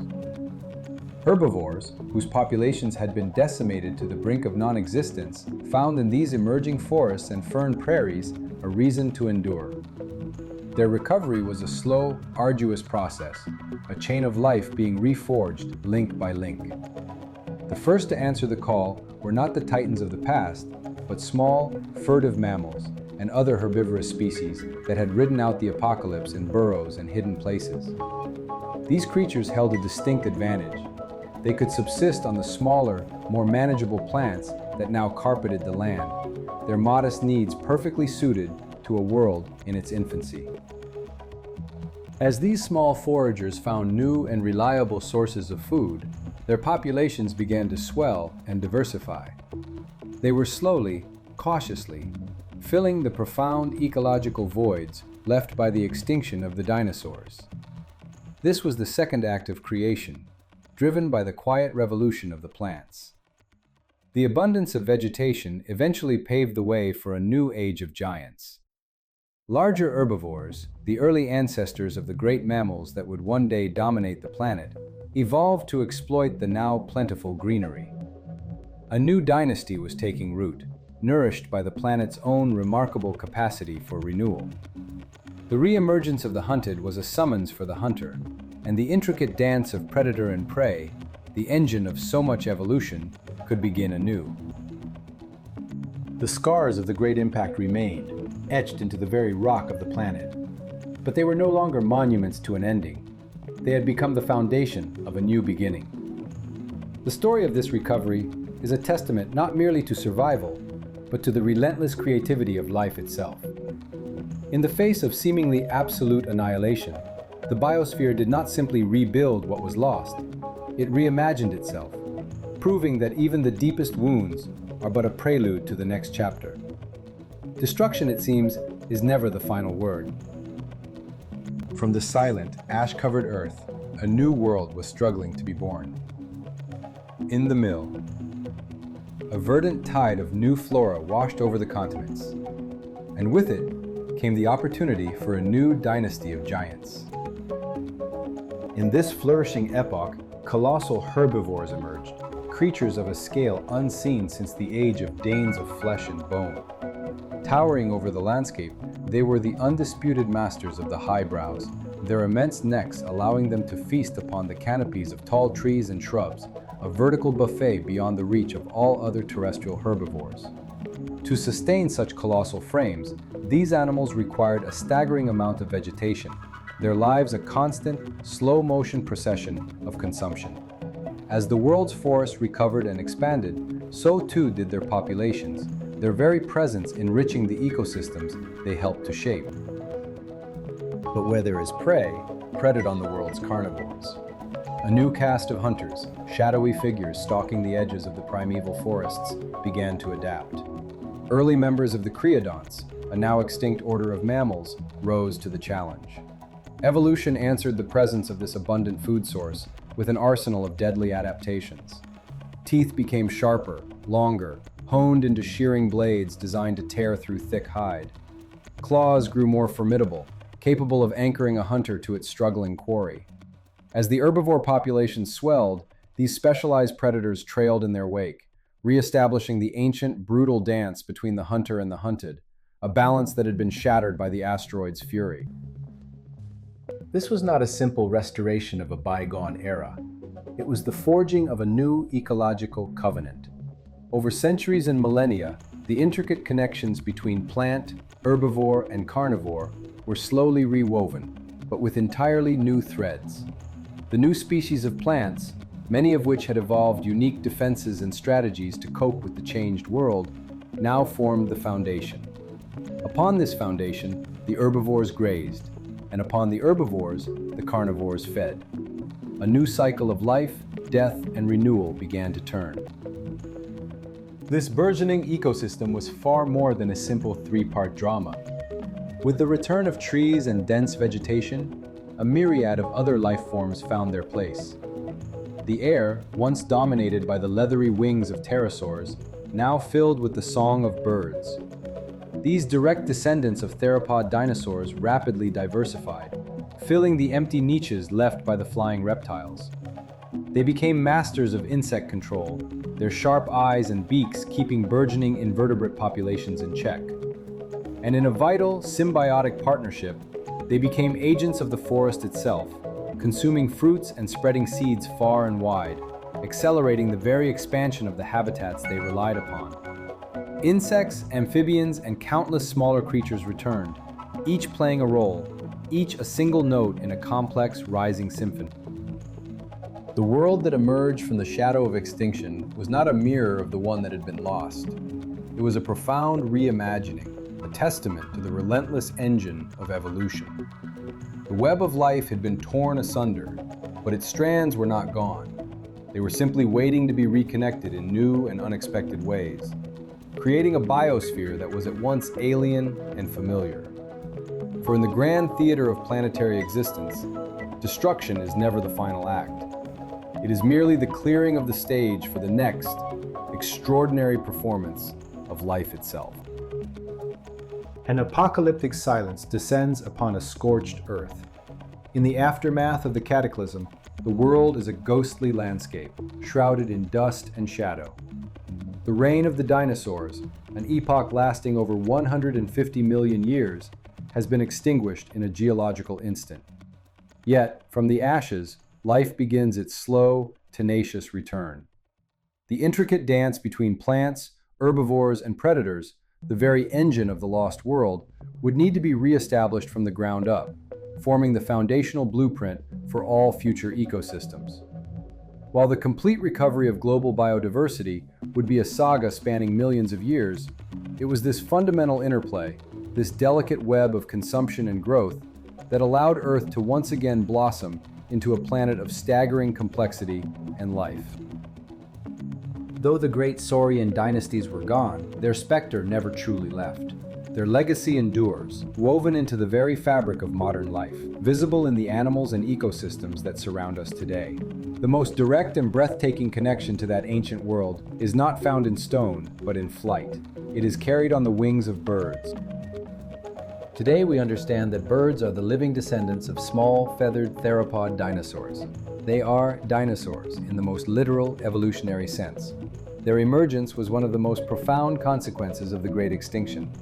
As the skies fell silent, emptied of the giant pterosaurs, a new opportunity was born. Avian dinosaurs, having survived the devastation, began to adapt, to radiate, to fill the ecological voids left by the fallen flying reptiles. They share a deep anatomical heritage with their ancestors, a similar architecture of bone, the presence of feathers, and a uniquely efficient respiratory system. The evolution of the feather itself tells a remarkable story. Initial visual displays, a way to communicate, to attract a mate, to warn a rival. Only later was this magnificent adaptation co-opted for powered flight, a pivotal moment that unlocked the skies. The post-dinosaur world provided a unique crucible for this lineage, allowing birds to diversify into the vast and dazzling array of species we see today, from the hummingbird to the ostrich. But the inheritance of the dinosaurs extends beyond the birds. In the murky waters of the world's rivers, another line of survivors persists. Crocodiles and alligators, ancient archosaurs who walked the earth alongside the dinosaurs, weathered the storm of extinction. They are living relics, a window into a deeper past, in the family tree of the creatures who once dominated the planet. The extinction's most significant consequence, however, may have been the opportunity it created for another group, a class of small, nocturnal creatures that had lived for millions of years in the shadows of the giants. The fall of the dinosaurs heralded the dawn of the age of mammals. With the planet's largest herbivores and apex predators suddenly gone, a power vacuum emerged. Mammals were unleashed. They could finally step out of the undergrowth, evolve into larger forms, and seize the ecological niches now left vacant.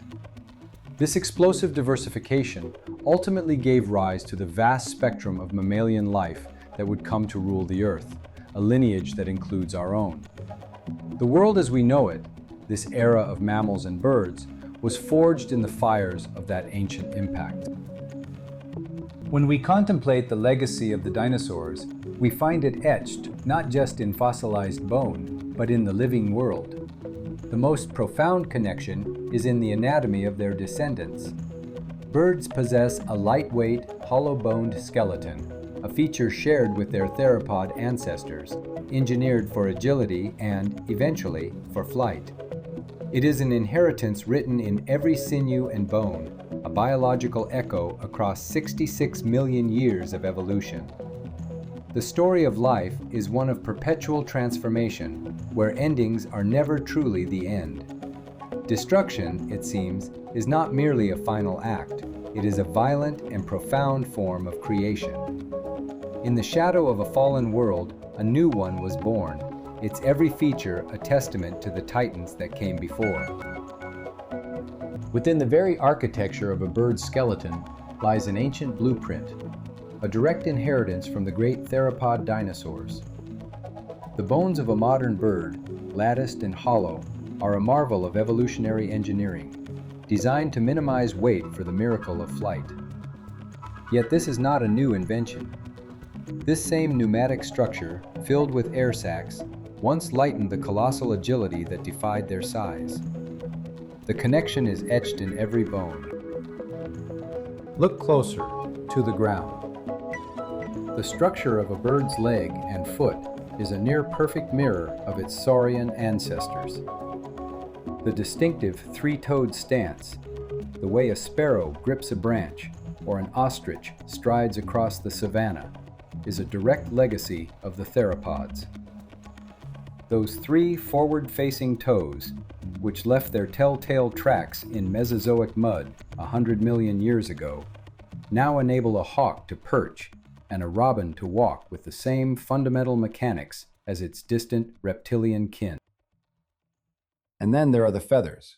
Perhaps the most definitive avian feature, they did not begin as an instrument of flight. Their origins were fortship and display. Only later did this adaptation become the key to conquering the skies. In the fossilized rith, the teeth and tail of a dinosaur, but the feathered wings of a bird. It is the crucial link, the Rosetta Stone that translates the deep past into the living present. But the inheritance is more than just bone and feather. It is written in behavior, in instinct. The complex social structures, the intricate methods of communication, even the chillingly efficient hunting strategies of a bird of prey, all carry echoes of a primeval world. When an eagle stoops from the heavens, its eyes locked on its target, its power the same lethal grace that a smaller carnivorous dinosaur might have employed, a reflection of shared neurology and a common predatory imperative. The similarities are so profound, so undeniable, that many paleontologists no longer see birds as mere descendants of dinosaurs. They see them as the last surviving lineage, the avian dinosaurs, carrying a primordial legacy into the modern age. Today, they continue to play the vital roles their ancestors once did, shaping ecosystems on a global scale. As both predator and prey, they are fundamental actors in maintaining the delicate balance of nature. The great raptors, eagles, hawks, and owls, police the skies and forests, their sharp vision and silent flight making them apex hunters. They control the populations of smaller mammals, reptiles, and other birds, filling the same ecological niche once occupied by the bipedal carnivores of the Cretaceous. Conversely, birds themselves are a critical source of sustenance, continuing the ancient role of smaller dinosaurs within the vast and unforgiving food chain.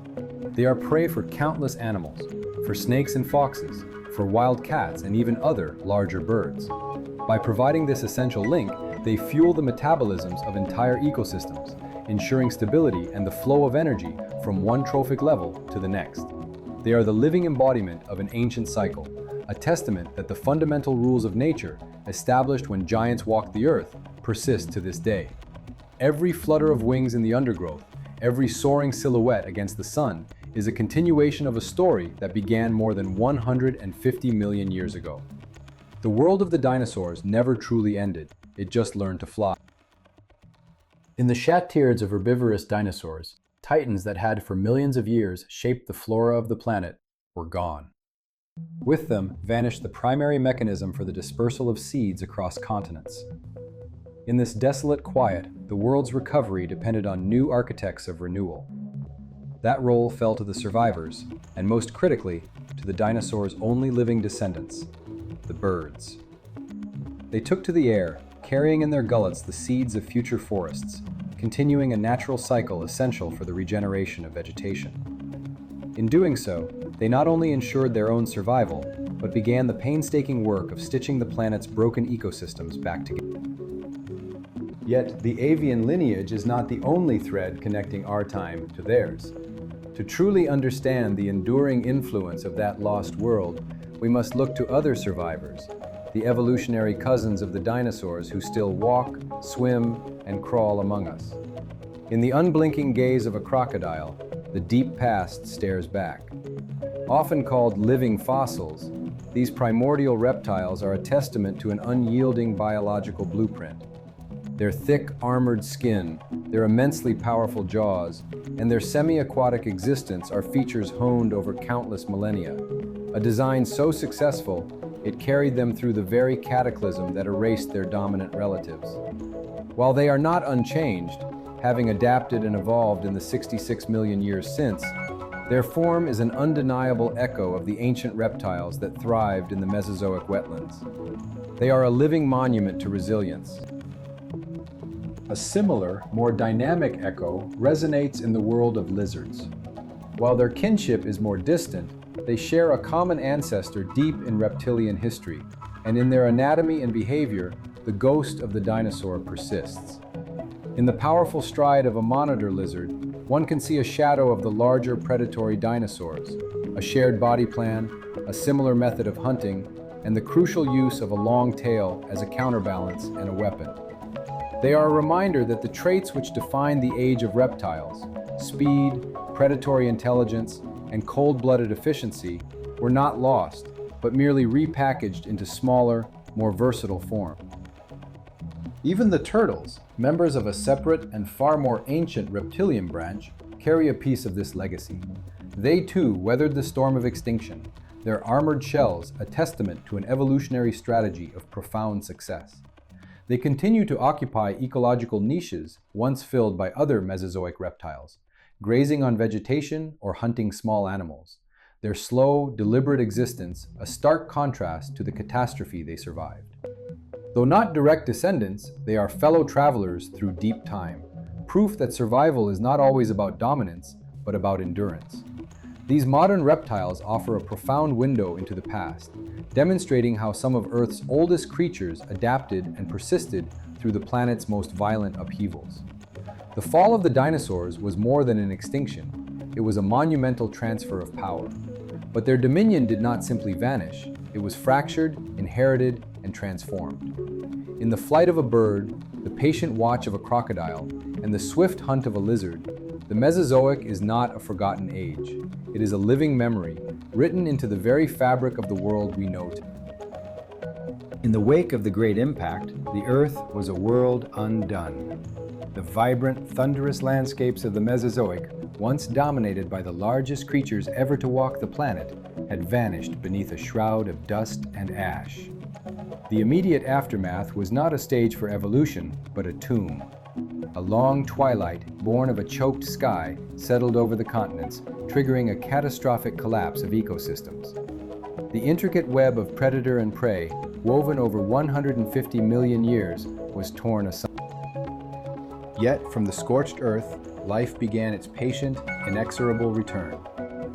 This was not the world of colossal, lumbering reptiles. That dynasty was broken. The new world belonged to the survivors, the small, the adaptable, the overlooked. In burrows and crevices, in the dark and the cold, mammals, birds, and hardier reptiles had weathered the apocalypse. For millions of years, our mammalian ancestors had been creatures of the shadows, tiny, furtive beings scurrying beneath the feet of giants. Now the shadows were gone, and an entire planet lay open before them. The ecological vacuum left by the Titans became a crucible of evolutionary innovation. The silence left by the dinosaurs was gradually filled by a new and varied chorus. Mammals, freed from their nocturnal constraints, exploded in a riot of diversification, seizing the ecological niches now vacant. They evolved to fill the roles of grazers on the recovering plains, hunters in the regrowing forests, and swimmers in the healing oceans. Birds, the direct descendants of theropod dinosaurs, carried the ancient legacy skyward. Their forms diversified, their songs filled the air, a living testament that the dinosaurian lineage had not been severed, but had merely been redefined. In the rivers forms a chilling echo of a bygone era. The very flora of the planet was transformed. The ferns and cycads that fueled the great sauropods gave way to a world dominated by flowering plants, creating new opportunities for insects, birds, and mammals. The recovery of vegetation, the return of herbivores, and the evolution of new carnivores slowly re-established the complex architecture of life. It was a world both strangely familiar and utterly alien. The ghost of the past lingered, but the blueprint for the future was being drawn by new hands. Life, in its relentless drive, was not merely continuing, it was adapting, transforming, and creating a world that was, in its own way, as dynamic and diverse as the one it replaced. The Extinction event was not merely an ending, it was the violent, necessary prologue to the rise of a new biological order, the order that would ultimately give rise to the world we know today. The legacy of the dinosaurs is written not only in the fossil record, but in the very fabric of the ecosystems that flourish now, in the birds that cross our skies, and in the planetary stage set for our own improbable ascent. For in the grand, violent tapestry of planetary history, the most profound acts of creation are often born from the most absolute of destruction. Out of the ash and silence, a great warming began to creep across the wounded planet. The long winter, born of impact and shadow, finally receded, giving way to more stable conditions that would prepare the soil for a profound and irreversible shift in the tapestry of life. The first to reclaim the scarred earth were the plants. Hardy, tenacious species, pioneers capable of surviving in a world scoured clean, sent their roots into the poisoned ground. Their green shoots were a quiet rebellion against oblivion. These resilient floras, in turn, became the foundation of a new beginning, offering sustenance to the few animal species that had weathered the cataclysm. Slowly, painstakingly, the great food webs began to reweave themselves, thread by fragile thread, and the planet's ecosystems stirred from their near-fatal slumber. Though life had been decimated on a scale almost beyond comprehension, this crucible of extinction did not lead to a lesser world. Instead, the process of recovery forged a more diverse and varied assembly of species, each exquisitely adapted to the new global reality. For millions of years, the dinosaurs had been the undisputed masters of the Earth, their reign an epic of titans. Their sudden, violent annihilation was not merely an ending, it was an opportunity.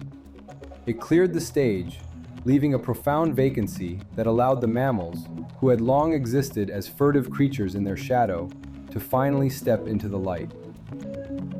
These mammals, for an age, had been small, nocturnal beings, scurrying through the undergrowth of a world that did not belong to them. Now, with their colossal reptilian oppressors gone, they had the chance to diversify, to expand, to claim the ecological roles once held by the mightiest beasts that ever walked the land. In the absence of giant herbivores, mammalian lineages began to evolve into larger and more formidable forms, adapting to the abundant new sources of vegetation.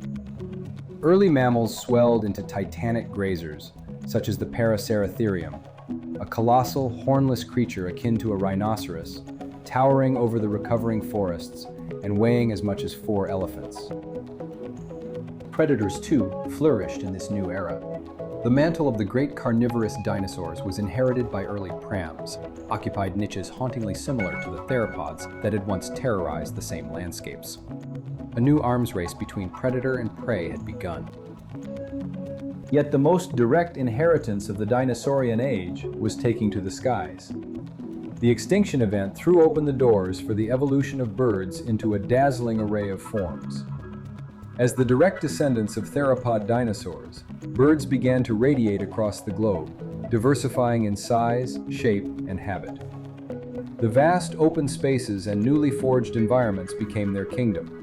They expanded into every available niche, from scavengers picking through the bones of a fallen world to skilled hunters ruling the skies. Over the subsequent millions of years, they would evolve into the vast spectrum of species we know today, from the most delicate songbird to the most majestic eagle. While the great non-avian dinosaurs are long gone, their legacy lives on, an echo in the DNA and anatomy of the creatures that inherited their world. The most vivid connection between that ancient past and our present is the bird. They are, in a very real sense, living dinosaurs. Their physical traits, the feathers that first evolved for insulation and display, their hollow, lightweight bones engineered for agility, and specific skeletal structures, all bear an undeniable resemblance to their saurian ancestors. The birds of our time are the last living remnants of a lost dynasty, a direct, unbroken line to a distant and alien past. The legacy is not confined to bloodlines alone, it is etched into the very structure of the ecosystems that blossomed in their absence. The fall of the dinosaurs allowed other animals to rise, to dominate, and to shape the world in their own image. And though these new forms of life were not all direct descendants, their existence, their evolution, their very being was made possible by the void the dinosaurs left behind. The end of one world is never truly the end. It is merely the violent, fertile ground from which the next is born. From the ashes of a fallen sky, a new world was born. The cataclysm that ended the age of reptiles was not merely an ending, but a violent genesis. In the immense shadow cast by the dinosaurs, their evolution had dictated the course of life for over 150 million years. When that shadow was lifted, the survivors stepped into a sunlit, empty world. The dominant animals of our own time, from the great mammals of the plains to the reptiles that still haunt the wild, owe their ascent to the void created by this mass extinction. The very ecosystems were reshaped by ghosts. The flora that rose from the scorched earth was profoundly influenced by the botanical landscape of the Cretaceous. Flowering plants, seizing their chance in the aftermath, often depended on the resilience of ancient lineages that had weathered the initial impact. These plants, in turn, offered sustenance to the small, furtive mammals and other creatures that had endured the long darkness, laying the very foundation for the intricate food webs we see today. The planet, once the domain of colossal reptiles, now belonged to the small, the swift, and the adaptable. Life continued, but in a chorus of new and unexpected voices. Ecosystems no longer hinged on a few titanic species, but instead became a complex tapestry woven from countless organisms, each finding a unique niche, a distinct role in the grand recovery. As the Earth healed, it did so without the thunderous footfalls of its former masters. This was the world into which evolution would pour its relentless creativity, a path that would, over millions of years, lead to ourselves. The legacy of the dinosaurs is therefore not one of failure, but of transformation.